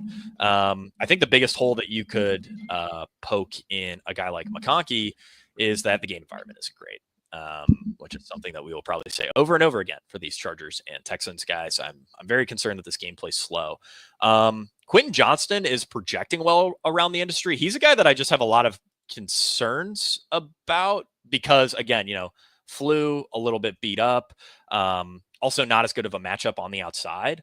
So, optos are going to push you toward a guy like Quentin Johnston, I think, pretty much regardless of what projection set you're using. And he's a guy that I'm bumping down in my own stuff. Like, I'm not going to fade him entirely in a 150 set, but I definitely want to make sure here. Let's see what I have in Saber so far. I definitely want to make sure I have more McConkey than I do Quentin Johnston. I'm right around 20% right now for Johnston, which honestly might be, even that might be a little too high. So I'm gonna bump him down a little bit more. But it seems like a fine play. He's just he's pretty boom bust. Like, if he can just catch the ball, he's gonna do okay. But very, very touchdown dependent. I mean, his whole thing is just like being glued to the hip of a corner and hoping he can come up with the catch. And he's been pretty good at that this year, to give him credit. Multiple touchdowns, multiple long receptions, totally in the range of outcomes for Quentin Johnston. But I just like the McConkey profile a lot more here. Also think the matchup's a bit better for Ladd. Yeah. Ladd looks great. Would you do any like DJ Chark for the 6-gamer? I don't think so. I don't think I'll get there. I don't believe I have any Chark. Yeah, I'm scrolling through. Doesn't look like it. Okay. I think you can justify it, especially if you're bullish Herbert. If you want to play a lot of Herbert, I think mixing some Chark in is certainly reasonable. Yeah, like he could see. Let's see, Chargers. Josh Palmer did not play in week 18. We had Ladd ran 82%, Quentin 84%, Chark ran 45% with no Josh Palmer. So like, I guess he was the one who benefited the most from Josh Palmer being out. Darius Davis 24% also. So yeah, it's a playable, but not for the 6-gamer, a little bit thin. Anything else on the Chargers, or do you want to get to the Rams and the Vikings? Oh, and more. Okay. I don't think I have anything else on the Chargers. All right. Rams, we've got Puka Nacua, obviously 33, like fairly chalky, 7,600. Cooper Kupp, Demarcus Robinson. Who do you like on the Rams? Yeah, I mean, Puka is just an outstanding play. To me, I sort of talked about how it's Bucky at the top of running backs, and then there's sort of a bunch of guys that are in similar tiers. I think it's the same thing for wide receiver with Puka Nacua. In his 9 games above a 50% snap share, Nacua easily leads all slate eligible wide receivers in DraftKings fantasy points per game, expected fantasy points per game, receiving yards per game, first read target share, and yards per route run. He's pretty clearly dusted Cooper Kupp in terms of the target pecking order. I honestly didn't expect this much separation between these two, but I mean, it makes sense. Kupp's on the wrong side of 30, and Nacua is, one of the best emerging young wide receivers in the NFL. So I really just only expect them to feed Nacua here. And I also think this Minnesota defense is a great place to do it. They've been, pretty weak by schedule adjusted metrics against wide receivers. I think especially outside wide receivers, they've really struggled against. So this is a great spot for Puka. He's probably going to end up as my highest owned wide receiver here by a decent margin. And obviously that's not saying anything special. I think he's going to end up being the highest owned wide receiver on the slate by a decent margin, but justifiably so. At 7,600, same sort of price range as guys like Nico Collins, Mike Evans, Jefferson, AJ Brown. All of those guys have strong upside cases that you could make, but when it comes to the combo of like median and ceiling, Puka's kind of head and shoulders above that tier. Yeah, he's the target share is pretty awesome there. Yeah. Cooper Kupp, any interest in Kupp? Yeah, I do have some interest in Kupp. I don't really have any great, usage or matchup notes on Kupp in particular, but I think the best angle for Kupp is that everyone wants to play Puka Nacua. Something like Stafford plus Nacua is going to be really popular, and no one really wants to play Kupp. So I think like Stafford double stacks make a ton of sense because it just gives you the ownership relief that you need if you are playing, a Stafford Kupp combo that again is going to be, or a Stafford Nacua combo that again is going to be a very popular. So I sort of like Kupp as maybe a little bit of leverage off Nacua, as a one-off play, and also mixing into Stafford stacks to reduce your collective ownership there. Okay, Jake, I'm seeing 8 minutes left in the Bearcats game. Do you want to get out of here? Yeah, I am also seeing that. They're at the under 8 timeout. I think we can get through wide receiver, and then I can give you a couple quick tight end takes. All and right, then I'll crack a beer open and sweat the last few minutes and finish my save. I appreciate you. I appreciate you sacrificing your favorite team. Yeah, I mean they drive me crazy, man. Like this is probably more of a mental health favor that you're doing for me by asking me on than me sitting in my living room screaming at my TV. Plus my girlfriend's working and she's being quiet. So me yelling at the TV is not good for anybody in this house. All right. So we're saving you. We're saving you from yourself. Exactly. All right. Any other, you playing into Demarcus Robinson, any other Rams? Demarcus Robinson will be out there. So, certainly viable at 4,200. He's not projecting well, but I do think he's one of the better options. Sub 45 is just brutal on this slate. So when there's a guy who is going to be out there for 70-80% of routes, I think you can click him if you need the salary relief, even if the projection isn't super strong. He's had a couple multi-touchdown games this year. He's good a fine matchup. Fine dart throw. Yeah.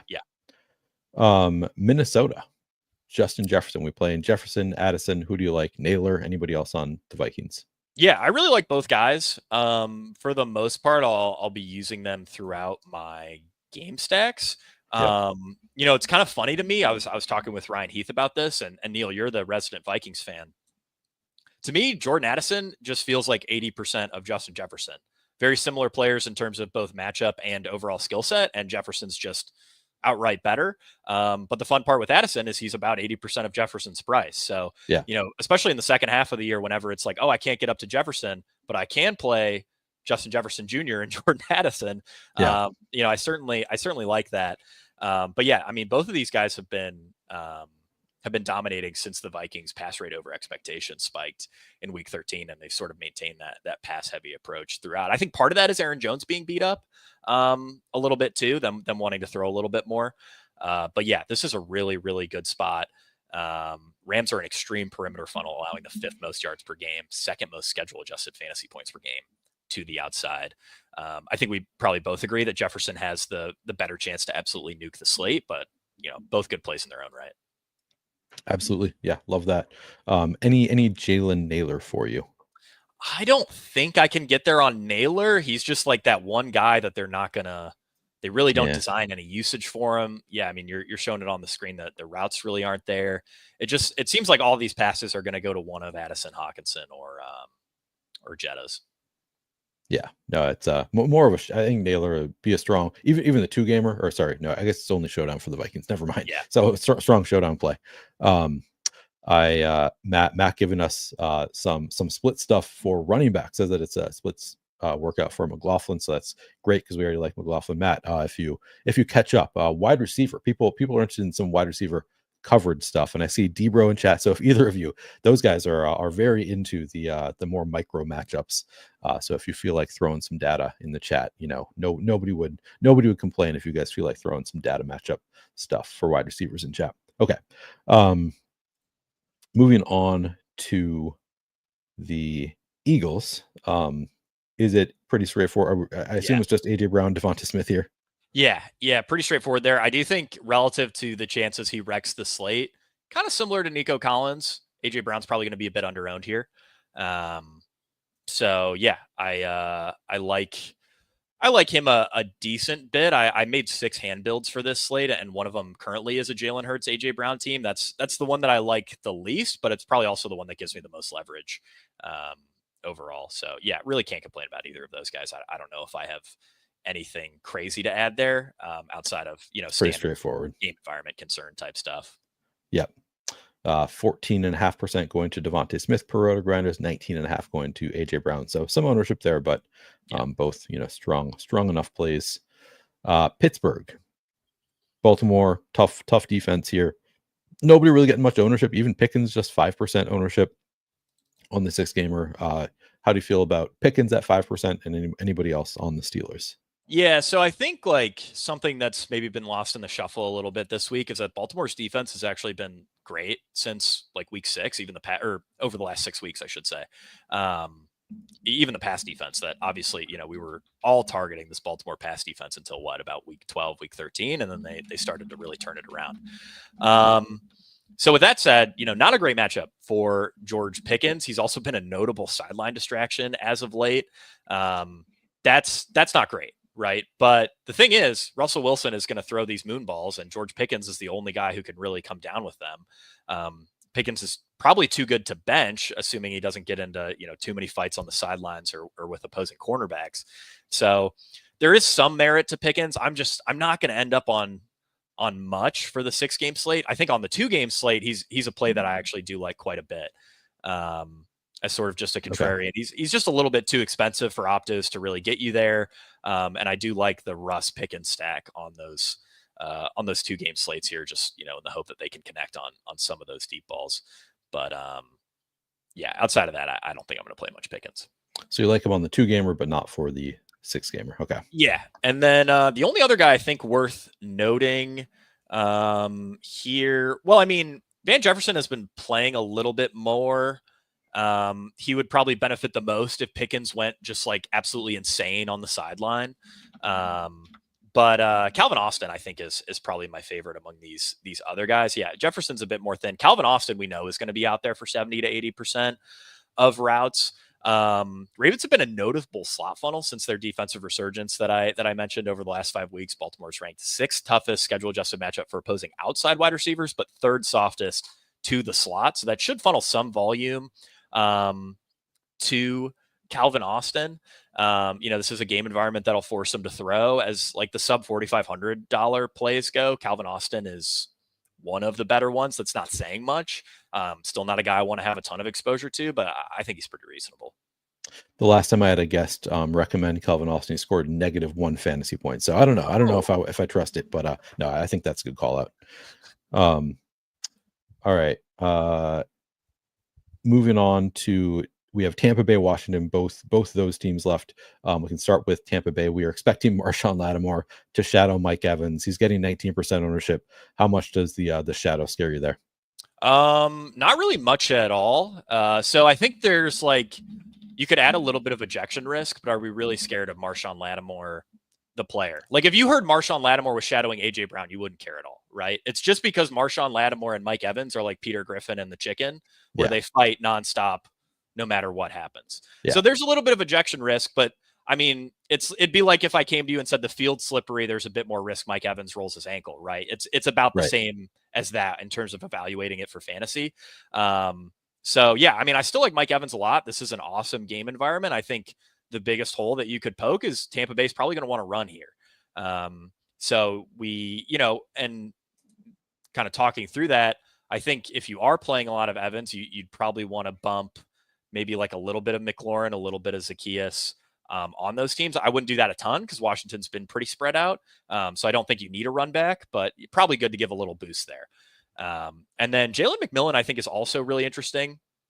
Let's say you're leaning into the Mike Evans narrative. You should absolutely love McMillan this week because he will have the softer matchup. He really hasn't had the target share to match his production as of late. His catch rate's been insanely good. He's been scoring a ton of touchdowns. But, again, I think he's pretty clearly the number 2 pass catcher in this offense. We don't yet know if Cade Otton will play. I believe he will. And you also have to keep in mind he's playing on the Sunday slate where there is a millionaire maker and his last name is McMillian. So that's fair. Yeah. Good reason. Yeah, exactly. But yeah, I like McMillan a lot. I think like if you're building in an opto, one of the easiest ways to get contrarian is just give Jalen McMillan a higher projection than Khalil Shakir. That is, those guys are, basically the exact same price. And if I had to bet on who's more likely to score 25, I would take McMillan pretty much every time. I think I'd throw Sterling Shepard in there as another player that you can consider playing here. He's interesting. He showed up like when I was scrolling through my Sabre exposures. He's a guy that ended up in a couple of my lineups. I think in part because I'm so heavy on Baker, and I kind of like it. He'll be out there. He'll earn some targets if the game is massively high scoring. I think it's a pretty good spot for him. Oh, and Neil, you're in luck. It looks like Kansas is pulling away from my Bearcats. So oh no, I might not even have to give this game my you don't even want to go watch. Yeah, they're at the under 4 and we're down 11. So I'll have it on another screen. And if it gets close, you're gonna just mute, drop off. Go crazy. Yeah, we'll. But no, we can keep going for now. All right. I'm sorry to see that. Oh, it's great, man. I'm used to. Although better for the rest of us. All right. Oh, well, yeah, I guess because you get to say I thought it's you a were compliment. inferring It's a that like compliment. everyone watching is a Kansas fan, and I was like, how can that even be possible? No, because you will stay and continue chatting with us. Of course, yeah. I love the Flannelverse. The Washington side of the game. Yeah. Terry McLaurin, and then what else? Do we like Terry McLaurin, first of all? I do like Terry McLaurin. This is the first time I feel like in several weeks that I've been excited to play McLaurin. I mean, for one, the matchup is awesome. Arguably the best matchup on the slate against this Tampa Bay secondary. Massive pass funnel, which should help with volume, which has been part of his problem. He's also come down a little bit in price. When McLaurin was like $7K, $7,200, I could never get there. At 65, I think it's pretty reasonable. And I think, pretty indisputably, he has the best ceiling among the pass catchers that are attached to Jayden Daniels here. So Ryan Heath also noted schematic matchup is ideal. Buccaneers deploy cover 3 at a league high 47% rate, and McLaurin averages 3.2 yards per route run against cover 3. That's a top 7 mark at the position. It's also a 30% yardage per route run boost against that shell compared to his neutral splits over the past few years. So I know we had someone in chat asking for some good coverage data notes, and that's one of the best ones we have in our slate breakdown article over at Fantasy Points. Yeah, that is good to see. What about any other? Olamide Zacchaeus has been looking pretty strong recently. I see a Diami Brown shout out in chat. Zacchaeus. So I want to look at. I know Zacchaeus had been getting more routes, and it seemed like it was because the Browns were both out. But maybe I'm wrong about that. Let me. I mean, Noah Brown being out has helped him a lot, but last week, even with Diami Brown back, Zacchaeus finished third on the team in route share behind only Terry McLaurin and Zach Ertz. He still led the team in expected fantasy points and fantasy points he actually has since week 16. And again, he benefits from the same matchup and great game environment that Terry McLaurin does. Buccaneers 4th most schedule adjusted fantasy points allowed to opposing wide receivers, massive pass funnel. Again, would not be shocked if Washington dropped back to pass 70% of the time here. This is a pretty solid spot for Zacchaeus, and he's a guy that I'll be mixing in throughout my lineups. I think is like I said, those sub 4,500 plays are really tough. He's probably my favorite, but it's still a tough sell on any of those guys for sure. Yeah. All right. Any other receivers to talk about? I don't think so. Let's So let me scroll through here and make sure we didn't miss anybody. I feel like we got most of the relevant guys. Yeah, I don't know if I have anyone else. I think we covered it pretty good. Stay wants to know, did you guys touch on the Keon Coleman spot here? We did. We're expecting a like 50% shadow by Pat Surtain. Not the best spot there, but you seem like you still had some interest in Keon Coleman. Yeah, I mean, I think he's a good player, and again, he's not going to line up against Surtain, for every single route. So I certainly wouldn't rule him out based on that. And just as someone who's going to be playing a lot of Josh Allen, I definitely want exposure to, I think all of his pass catchers that could reasonably give you a ceiling game. And for me, that list is basically just Coleman, Amari Cooper, Kincaid. And that's pretty much it. Yeah, Shakir too, but he's going to be super popular. He's chalk, yeah. But yeah, he'll be the guy that I'm most down on versus market. Obviously, I'll still play some Shakir. Yeah. Debro very into Shakir because of the slot funnel. Okay. Tight ends. Let's move on and talk about some tight ends up. And I need to reload this.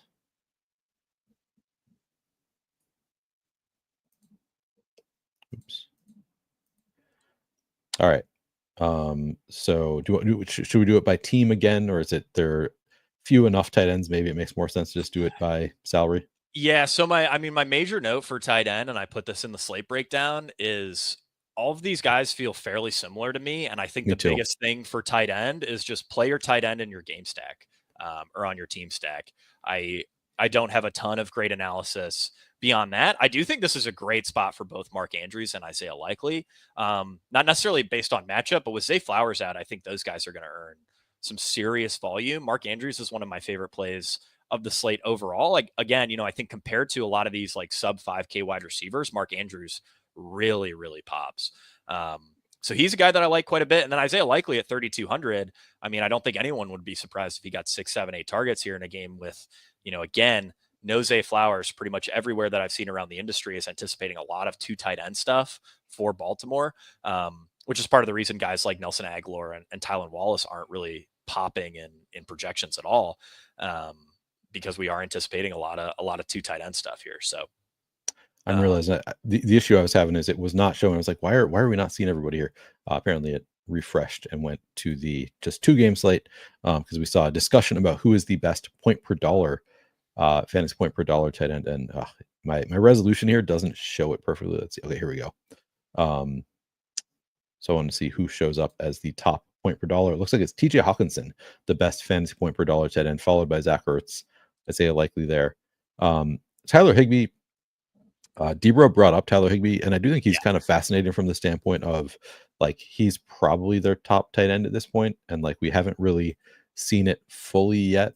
But that's kind of what I'm anticipating. Is that what you are also anticipating, Jake? Yeah, it is. So Higbee's really interesting. I mean, McVay said like he was out there for 40% of routes 42. last week, and then McVay said like we want to get him more involved. So yeah, I'm sort of anticipating something around like a 70% route share. The tough thing is the Rams haven't utilized their tight ends at all. This is, by cumulative tight end scoring, this is the 3rd least valuable tight end room in the NFL. But I also think Higbee's sort of the only guy that they'd be willing to force feed targets to in this tight end room. If it's Hunter Long or if it's Colby Parkinson, they're not going to go out of their way to get those guys targets when you have Puka Nacua on the field. But Higbee might earn a little bit of usage, and to me, sort of feels like the tight end version of Deontay Johnson. Probably not quite as speculative. I feel pretty confident in saying Higbee will be out there for 60 to 70% of routes. Deontay, like I said, feels a bit more speculative, but he's a guy that I want to take some chances on, and he just can't project well anywhere in the industry because you look at how these Rams tight ends have scored, and you can't like in good faith give Higbee a median higher than like 6.5 or 7 this week. Yeah, it's tough, but interesting for this slate. Sure. I've been taking him in some playoff best ball where he's been going completely undrafted because I think he's kind of an interesting flyer there. Oh yeah, if the Rams made a run, I think he'd be pretty valuable in playoff best ball. Yeah. Hawkinson, I mean, like you said, it's like there are a lot of like strong-ish but not amazing plays at tight end is kind of the way I see it. If we sort by fantasy points, it's Hawkinson projects best, and he's only 4,200. So Hawk looks pretty good. Ertz, pretty strong target share throughout the year, 14% ownership at 4,300. Mark Andrews has been really good lately. Interesting. I didn't realize Andrews projects worse than Ertz and Hawkinson. That kind of surprises me. Yeah, I don't believe that's the case in our stuff. Let me check here. Yeah, we've got Andrews for 13.2, and then Freiermuth, our next highest projected tight end, at 11.3. So that's sort of what I'm going off of. I actually bumped Andrews even further because I Okay. like Andrews. I like Andrews quite a bit. It's been a bit of a tight end funnel, right? Yeah, well, and I just think volume here is going to be really, really good for both of these tight ends, and they're both underpriced. And again, a big part of this isn't necessarily because I think they're dramatically better than the other tight ends on the slate. It's because I think they're dramatically better than the other wide receivers on the slate who are competing for flex eligibility. Right. So yeah, I'm going to end up with a decent amount of 2 tight end in the flex, which on this 6-game slate where we're really tight for value, pretty reasonable. Yep. I pulled up. This is the matchups data, the schedule adjusted fantasy points allowed per game over the past 5 weeks. It is the best possible matchup over the past 5 weeks for TJ Hawkinson, 4th best possible matchup for Mark Andrews and Isaiah Likely. And then you've got, I keep trying to make Lucas Kroll happen, and it's just not happening. He's not doing anything. Why are you trying to make Lucas Kroll happen?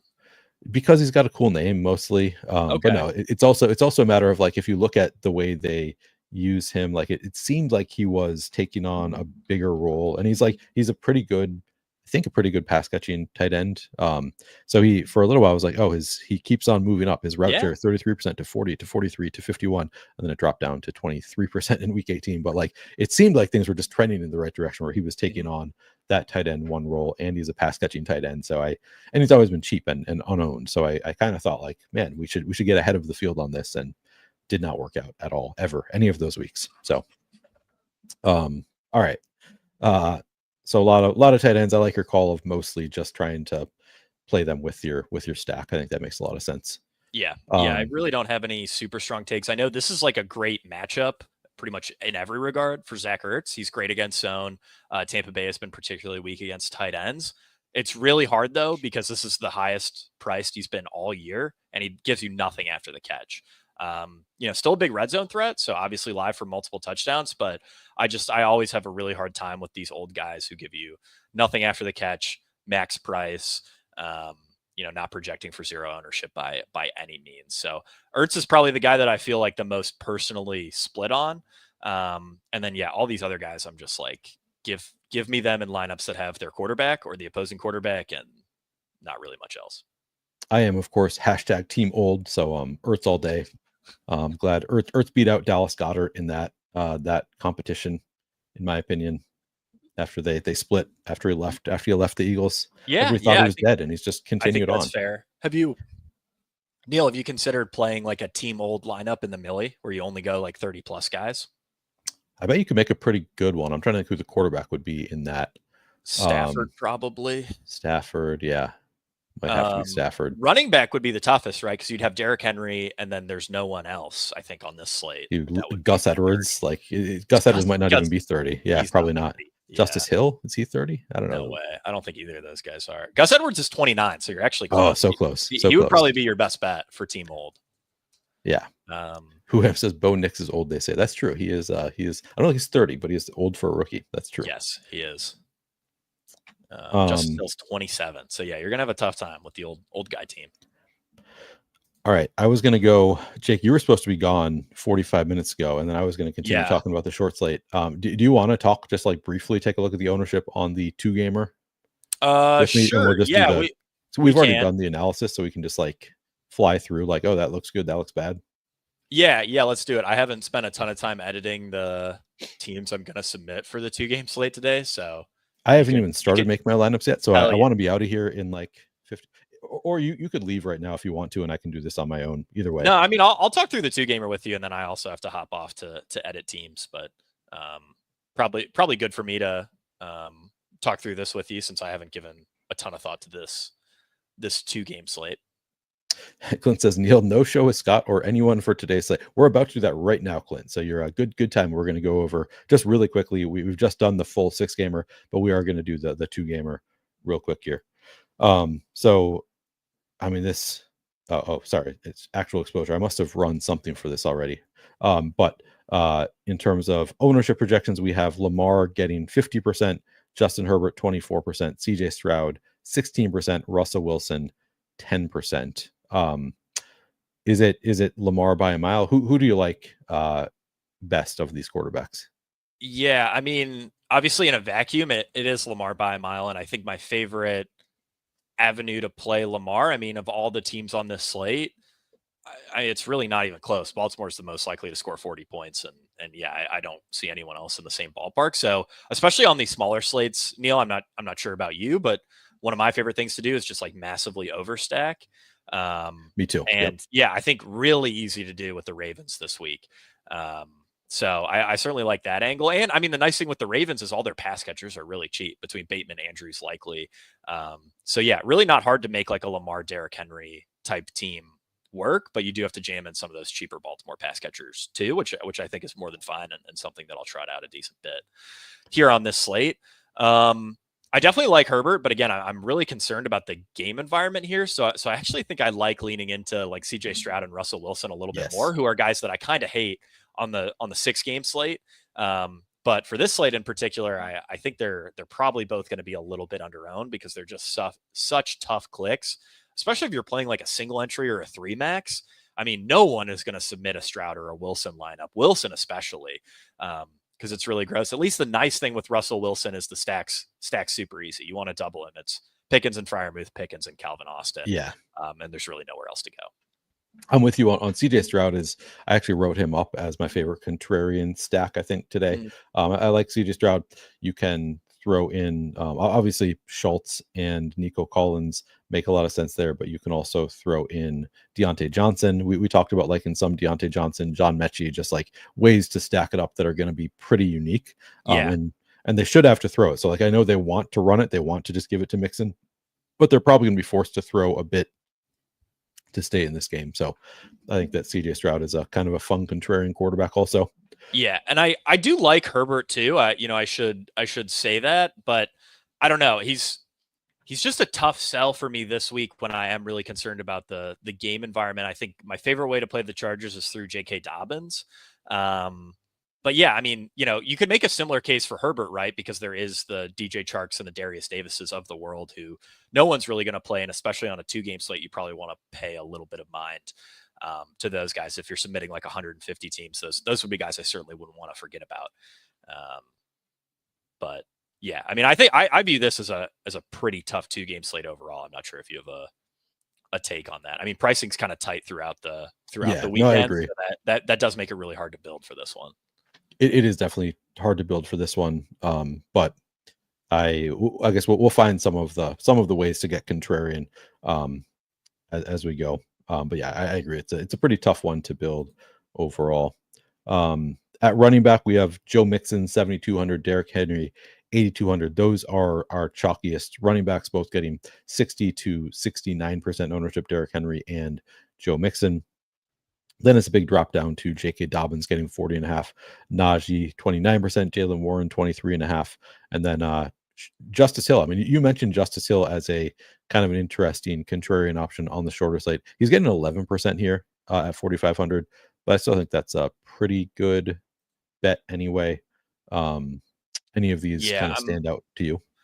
I think the guy I'm going to end up. Let's see. You had Dobbins at 40. Yeah. So the guy I'm going to end up most overweight on overall is going to be Justice Hill. Yeah. Again, I mean, I think it's really just a matter of like if he ends up scoring a touchdown. He's been incredibly explosive this year. Probably the easiest back to play with Lamar. Got a little bit of positive correlation there. And I just really think you need the salary savings. We can mess around with the DJ Charks and the Deontay Johnsons of the world.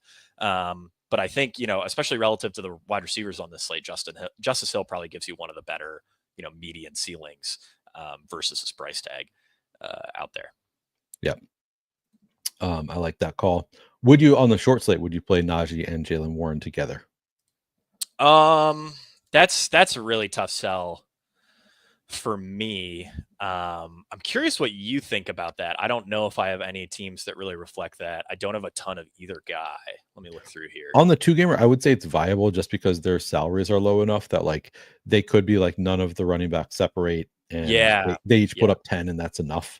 on the 2-gamer. Like, I think that is viable because of the salaries. It's not my favorite. Like, sometimes I really lean into, like, if they were in a good matchup, I'd be like, hell yeah, let's do it. But it is a tough matchup, and they're probably not going to be running it that much. But there are scenarios where it's like they get up, and then it's like, all right, let's just grind it out. Like, let's grind out a win.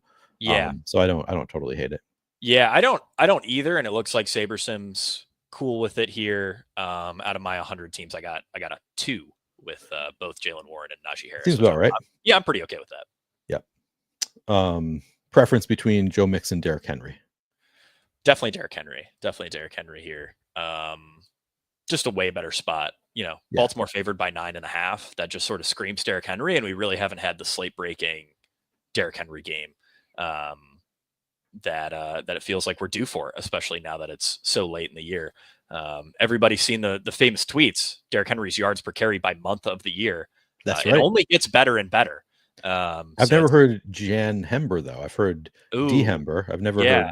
Well, part of his problem was he's never been on a team that's made it this far in the playoffs. Really. So man, who knows? Maybe it's going to be like 12 yards per carry now in January. Yeah, I mean we're getting into uncharted territory for Derrick Henry. So his power only grows. But yeah, I mean I think just pretty clearly a Derrick Henry game here. I'm really excited to see what he can do. Also, if I remember right, I want to say the last time these teams played, Henry went for like 162, but Baltimore sort of backed off giving him the ball a little bit in the fourth quarter there. And I think this week they're not going to make the same mistake and just absolutely feed the guy. And like I said at the top of the show, Pittsburgh's been pretty good at containing Lamar Jackson. Obviously not something I'm putting like a ton of faith into while building my own teams.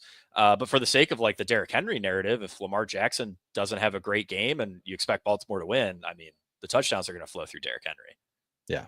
Steven says, Eckler, I want to be clear. We moved on to just the 2-game Saturday slate now. So Eckler not on this one. All right. Wide receivers. The chalk is Nico Collins, Lad McConkey. Quentin Johnston getting 42% on the 2-gamer. I don't think I love that on a 2-gamer. I don't love that either. I'm going to bump him down a little bit in my own But I think Tylan Wallace, 12%, Nelson Aguilar, 9%. Do you have a preference between the Baltimore pricey cheap guys? I would lean toward Aguilar, but again, I mean, it's a spot where we really got to pay attention to inactives. That's really like the only inactive I'm eagerly awaiting for the entire slate. I think all 6 games. That'll probably be the most interesting one. If we assume Aguilar's active, I would prefer Aguilar. I should probably force in a little bit of both guys. Steven was saying that Eckler is over 30, so he's just a little behind in the stream. There we go. Okay, well, you've got a great team now, Neil. The over 30 team. The over 30 team is rocking. You got to submit this into the Millie, man. I do. John Mechie getting 8% ownership. Where do we have Deontay? Oh, they have Deontay at 16.5% on the 2-gamer. That is more than I've seen at all. I think I actually was listening to a stream earlier from last night where Leone was saying that they were bumping Deontay. I wrote up a lot of stuff where it was like he's projected for 1 fantasy point, and now everybody has already changed that, obviously. Yeah, I mean, I think a lot of people are anticipating a bigger role here for Deontay, and he's on a slate starved with value. I think we're all looking for whatever we can find, and the closest thing is D'Amico Ryan saying Deontay Johnson's gonna play more. We haven't gotten the inactives for the Ravens yet. We are anticipating that Aguilar is going to be in. I think we're in agreement there. It's just there's some chance because he was a healthy scratch last week. But yeah, I think it's 95% likely that he plays. Yeah, exactly. We're just talking about the fringe outcome. If he was a healthy scratch again, then Tylan Wallace wheels up. Any other? I'm trying to see if there's any other like really low owned wide receivers. I think people pretty much know the good like top end receivers to play. Robert Woods could make your over 30 team. Robert Woods could. That's true. I don't know. I mean, DJ Chark 15% on the 2-gamer is pretty interesting to me at 3,100. I think he's a play. Yep. Yeah, I would definitely agree with that. Especially like that in Herbert lineups, but solid everywhere. I mean, the difference between like a DJ Chark, Deontay Johnson, and Aguilar is pretty thin across the board. Yeah. All right. Tight ends. I mean, we kind of the same old. Like they all look pretty good. Like it's pretty like Andrews. He's the most expensive. He should be. Freiermuth a little bit cheaper. I think he's in play. I think Andrews and Likely probably my favorite tight ends on this slate, I guess. And I think you could definitely play them together on the 2-gamer, like no hesitation at all. Playing Andrews and Likely together on the 2-gamer for me. Any other tight end notes? I mean, we just did it for the 6-gamer. Yeah, I really don't think I have much. I love Andrews. I love Likely. Freiermuth is probably the guy who's benefited the most from volume drifting a bit away from George Pickens. So if you think, George Pickens goes absolutely bananas on the sideline at some point during this game, I think Freiermuth benefits probably more than anybody. His projection's pretty solid, but yeah, again, kind of like we said, you really just want to focus on pairing your tight ends with their respective quarterbacks, and I think that's pretty true here on the 2-gamer as well. Yeah. And then, do you have any thoughts on defense before I kick you out of here so you can go make your lineups? I don't know. Ravens look good. Do yeah, Ravens look good. Chargers look good. Honestly, I think like even on the 6-gamer, probably more so. But you can justifiably play the Steelers if you want to just try to save salary and hope Baltimore comes out a little flat here. We do oftentimes these divisional playoff games, third time these teams have played, these can play pretty slow. Certainly possible. People in chat asking about Simi Fehoko, Chargers wide receiver. I don't think he's ever earned a serious route share. And to me, at this point, I think Chark's safely ahead of him. I believe there was a point earlier in the year where when Chark was coming back from injury, he just really wasn't playing at all. But yeah, I think they've decided they like Chark a little bit more. I'm curious what he had a couple early in the year. He had a couple weeks where he was, where he had a serious role. That was with no Quentin Johnston, no Chark. Yeah, I'm not seeing it. I don't think Simi Focus. It's a 2-gamer, so like I don't hate the call out. Like I think that it is worth like talking about a little bit, but yeah, just maybe a dart throw. I don't think I'll have any Simi Foco, I guess is where I land on that. Someone else in chat asked about Mike Williams. I think he's a little interesting. Decent touchdown equity there. To me, it's tough though because he's still not playing a lot. So that'd probably be the toughest angle with Mike Williams is he's not going to project well at all because he's just not out there a ton. Yeah, Neil's showing it on the screen. 35% of routes. But they do kind of treat him like the worst version of George Pickens, right? Where he's not out there a lot, but he's getting these moon balls. So, could fall into a touchdown. I certainly like him more than a guy like Fehoko, but not great. Seems more viable. Yeah. Jake, you got to get out of here and make your lineups. I'm going to take a brief look at Showdown, but I know that you are itching to get to your lineups. Where can people find? Are you doing more work throughout the playoffs? Where can people find you? Where can they find your work, etc.? Yeah. So this past week, me and Ryan Heath tag teamed a overarching slate breakdown article that you can find over at fantasypoints.com. And then we will be doing the exact same thing next week for the divisional round. I believe that'll probably be our final like huge slate breakdown. And then you can also catch me on Cashing Points next week at 7 p.m. Eastern time. I believe it'll be me, Grant Barfield, and Hilo. Go game by game, sort of just walking the slate, talking about all our favorite plays.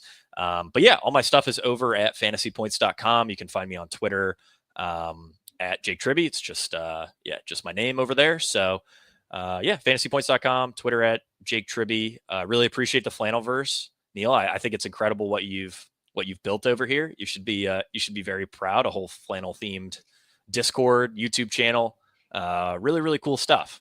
Thank you, Jake. Love your chat. I mean, the chat's always blowing up here, no matter who you have on, which I think really just speaks to the community you've built. And best chat on YouTube. Best chat on YouTube. Great season for the Flannelverse, I have to say.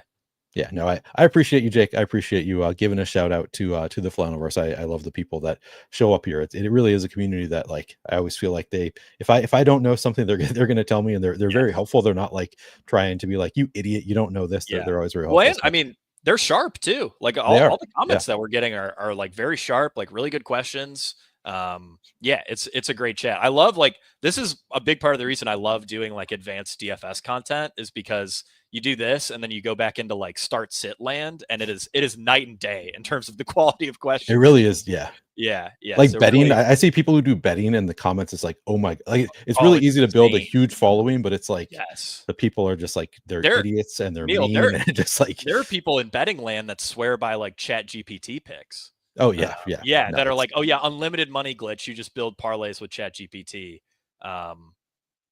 yeah, no, I it's yeah, ridiculous. it's But the absolutely people here, the flannelverse, yeah, yes. awesome crowd who got here. Oh yeah. And I very much appreciate you coming on, Jake. Always good to have you on. You're always very informative, and hopefully we'll be doing more content together very soon. Now that we're Yeah. done with the cage match and we're done with some of our regular content. Obviously, we have UFL coming up soon, but like hopefully in Yeah. the meantime we'll talk about some things, some Yeah, content we can we do might be together able here. to do some off-season stuff, but if you guys in the Flannelverse don't hear from me, I would anticipate a big coming out for spring football.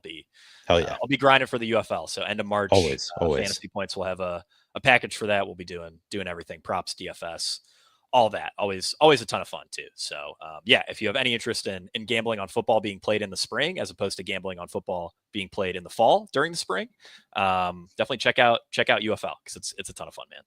Hell yeah. All right, Jake, get out of here. Go make your lineups. Really appreciate you. Thanks See you as guys. always. Catch Thank you you. later. Yeah, have a good All one. right. I'm going to stay on here, guys, and I'm going to do a brief look at the showdown slates, and then I have to make my lineups also. So it's really going to be like 4 minutes on each showdown slate, so I can take a look at the ownership and the prices and see if anything sticks out in terms of the showdown slates. I did get a question about the tight ends for the Chargers with the Disley and Smart situation. Should we sort of just stay away from them? I think it's just Disley at this point. Like Smart down to 21% route participation last week, Disley at 66%. So I think Disley is actually a pretty strong play here, projecting for 9 fantasy points. Like he's right in the conversation, and he's actually a pretty strong. He's only 3,400, pretty strong point per dollar, second best point per dollar play per fantasy point. So yeah, if you're thinking about playing a Chargers tight end, I think it's pretty clearly Disley at this point, even with Hayden Hurst back. Like Hayden Hurst hasn't really had a role there. All right, I'm going to just take a real quick look at each of today's showdowns. I don't know what the content schedule is going to look like for tomorrow's slate, the 3-gamer. Exactly how that's going to work out. My wife is going on a business trip tomorrow, so it's going to be. I haven't figured out the timing yet. I'll definitely be doing a Monday Night Football showdown slate. Whether I'll do a specific 3-gamer slate, I haven't figured out yet. I think I will probably. Joe Mixon, the chalk captain, Nico Collins, not far behind. Collins obviously looks pretty strong at 16%. Lad McConkey, 13%, looks really good. CJ Stroud, I think, is playable at 7%. Actually, Disley, like we were just talking about him, he's only 4,400, 6,600 at captain. 2% ownership is pretty interesting for Disley, and Schultz actually right there also at 3%. I think you consider Chargers defense captain, but they're actually more expensive than the tight ends. I don't know. Nobody likes standing out as the clear best play to me. Probably if I were making one lineup, who would I make the captain? It would probably be Nico Collins, probably at 16%, but nothing standing out as like outlandish there. Schultz, 22%. That really is, I like both the tight ends quite a bit in the flex in particular. 22% to Schultz, 21% to Disley. Like they're just at the right price where I find them really intriguing. Deontay Johnson is projected for 19% ownership. Was hoping that would be a little bit lighter, but at 3,000, I do think that he's a pretty strong play for the showdown slate, even at 19% ownership. I think he's like, they have an opening there for somebody to take on a bigger role. I think there's a pretty good chance that Deontay Johnson can just step in and be the wide receiver 2 right away. Not right away, but I think he's ready to be the wide receiver 2 at this point, potentially. Gus Bus, 17% at 2,000. Don't totally hate it. Let me pull up recent weeks for the Chargers. I guess let's look at the game log here, because J.K. Dobbins still only been back a couple weeks now, but he like took that big role right away. So last week it was, Gus has been out. Yeah, Gus has been out for a bit since week 15. Okay, so have we seen them together? Forgot he had that one big week. He played in week 16. Okay, so he did still see J.K. Dobbins returned in week 17. So Gus was out. J.K. Dobbins returned. Man, this is tough. We don't really, right? We haven't seen them together since J.K. Dobbins returned. Gus week 16 was his last game. Dobbins returned week 17. Yeah, Gus is probably like he should see some work here. I would guess they're going to play him ahead of the likes of Hassan Haskins and Zeke and such. So I think Gus is fine at 17%, but not like I think that's a strong enough play. 2017% should have some standalone value, definitely some contingent upside. I think I prefer Chark over Gus at 1200, 17%, just going to have better standalone value. Mechie, just 12% ownership, stands out as pretty strong play.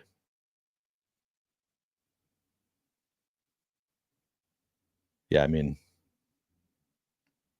if Deontay is going to get more ownership, he's a little bit cheaper, but he's getting 19% to Mechie getting 12% at 4K. I like Mechie quite a bit there. Woods is fine. Stover. Somebody asked about Stover earlier. I don't think he's had much of a role in recent weeks. He was up to 37% route participation last week. It's kind of interesting.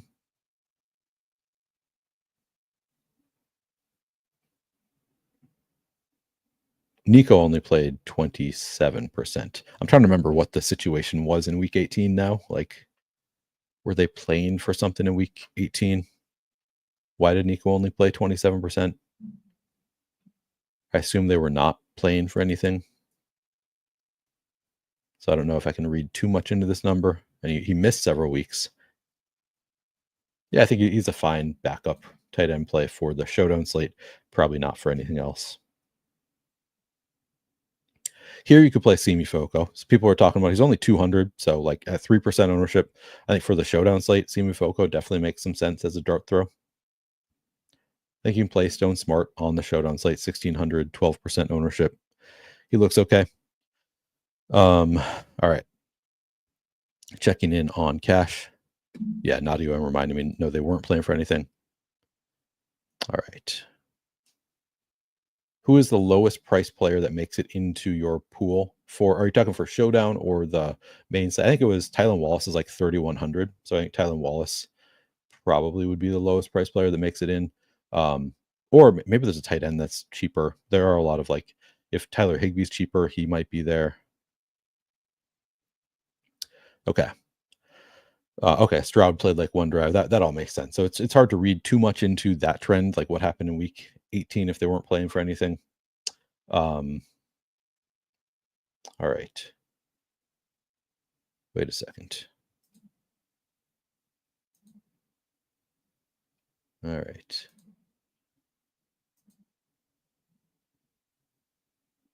All right. So I'm going to take a brief look at the second slate here for today, and then I'm out of here.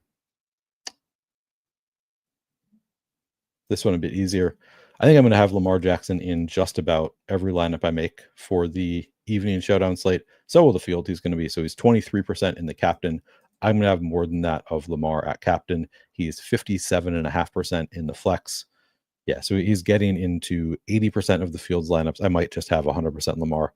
Jake was saying like it's been a tough matchup for Lamar against Pittsburgh historically. So maybe that's a little bit much. I think I'm just gonna eat into it anyway because Lamar is just so good, always puts up big scores. But maybe I guess there is a reason to potentially be a little bit hesitant there with the matchup. Darius Davis versus Houston. Very, very little ownership for Darius Davis. Wait. Davis percentage wide receiver, Houston. Houston wide receiver named Davis. I'm not understanding. He's getting very, very little ownership. Darius Davis is who I assume you're talking about. So Lamar, I'm going to have a ton of. I'm probably going to have more than 23% at captain of Lamar. I think like Lamar and Henry are just the pretty clear best captain options on this slate. I do like Mark Andrews quite a bit at 7%. Also, I think I'll be above weight to that number also. So those three are going to be my biggest stands at captain on this slate. I think actually Isaiah Likely at 4% also makes a lot of sense here. Ravens defense looks good. I'll be over 2% Ravens defense captain. And then at flex,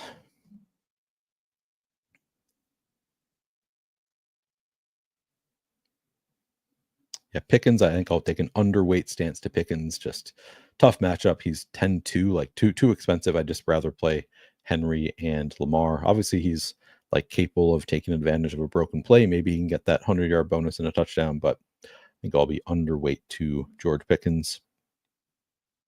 Najee, I like at just 7,000, 28% ownership looks pretty good.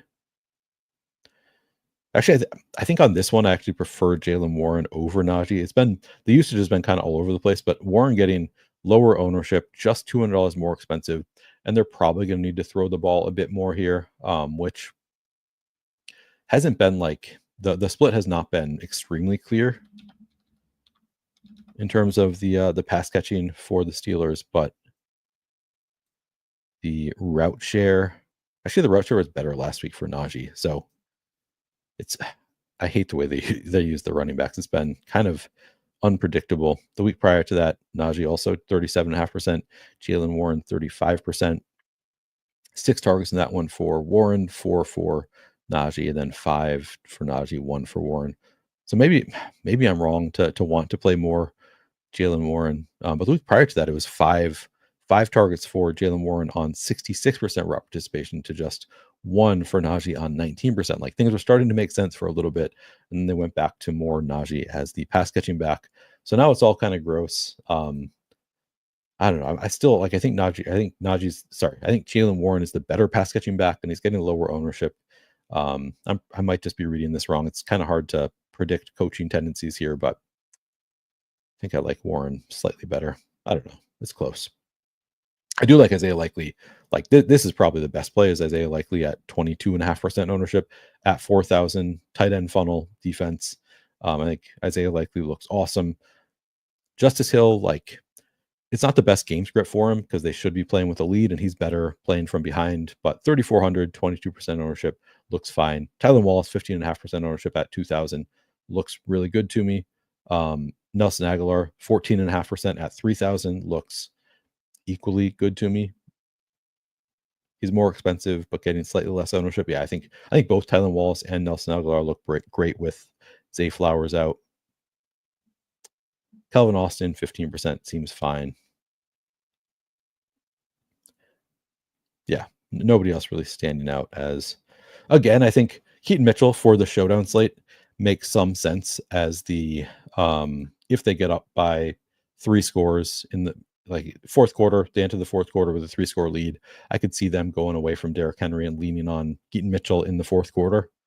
So I do think that he's a pretty strong showdown play more than anything else. So I guess I'll throw that out as another potential showdown play for tonight's game.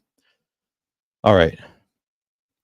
Yeah, I don't think this is wrong, Nick. I think it's going to be a lot of people playing Andrews today, and Likely just has the ability to put up a big score. So I don't hate that idea. If you want to go to Likely, that makes sense. All right.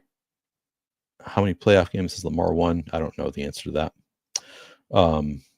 All right, I got to get out of here and make my lineups because I have to make showdown and main slate lineups in the next 15 minutes. So thank you guys very much. Please do subscribe if you haven't already done so. Trying to get to 5,000 by the end of the NFL season. So very much appreciate the support you have shown and would appreciate if you would subscribe if you haven't already done so. I'll be back to talk about other slates this weekend. Definitely by Monday, I'll be doing a Monday Night Football showdown slate. Thank you guys very much for hanging out with me, and I will catch you later.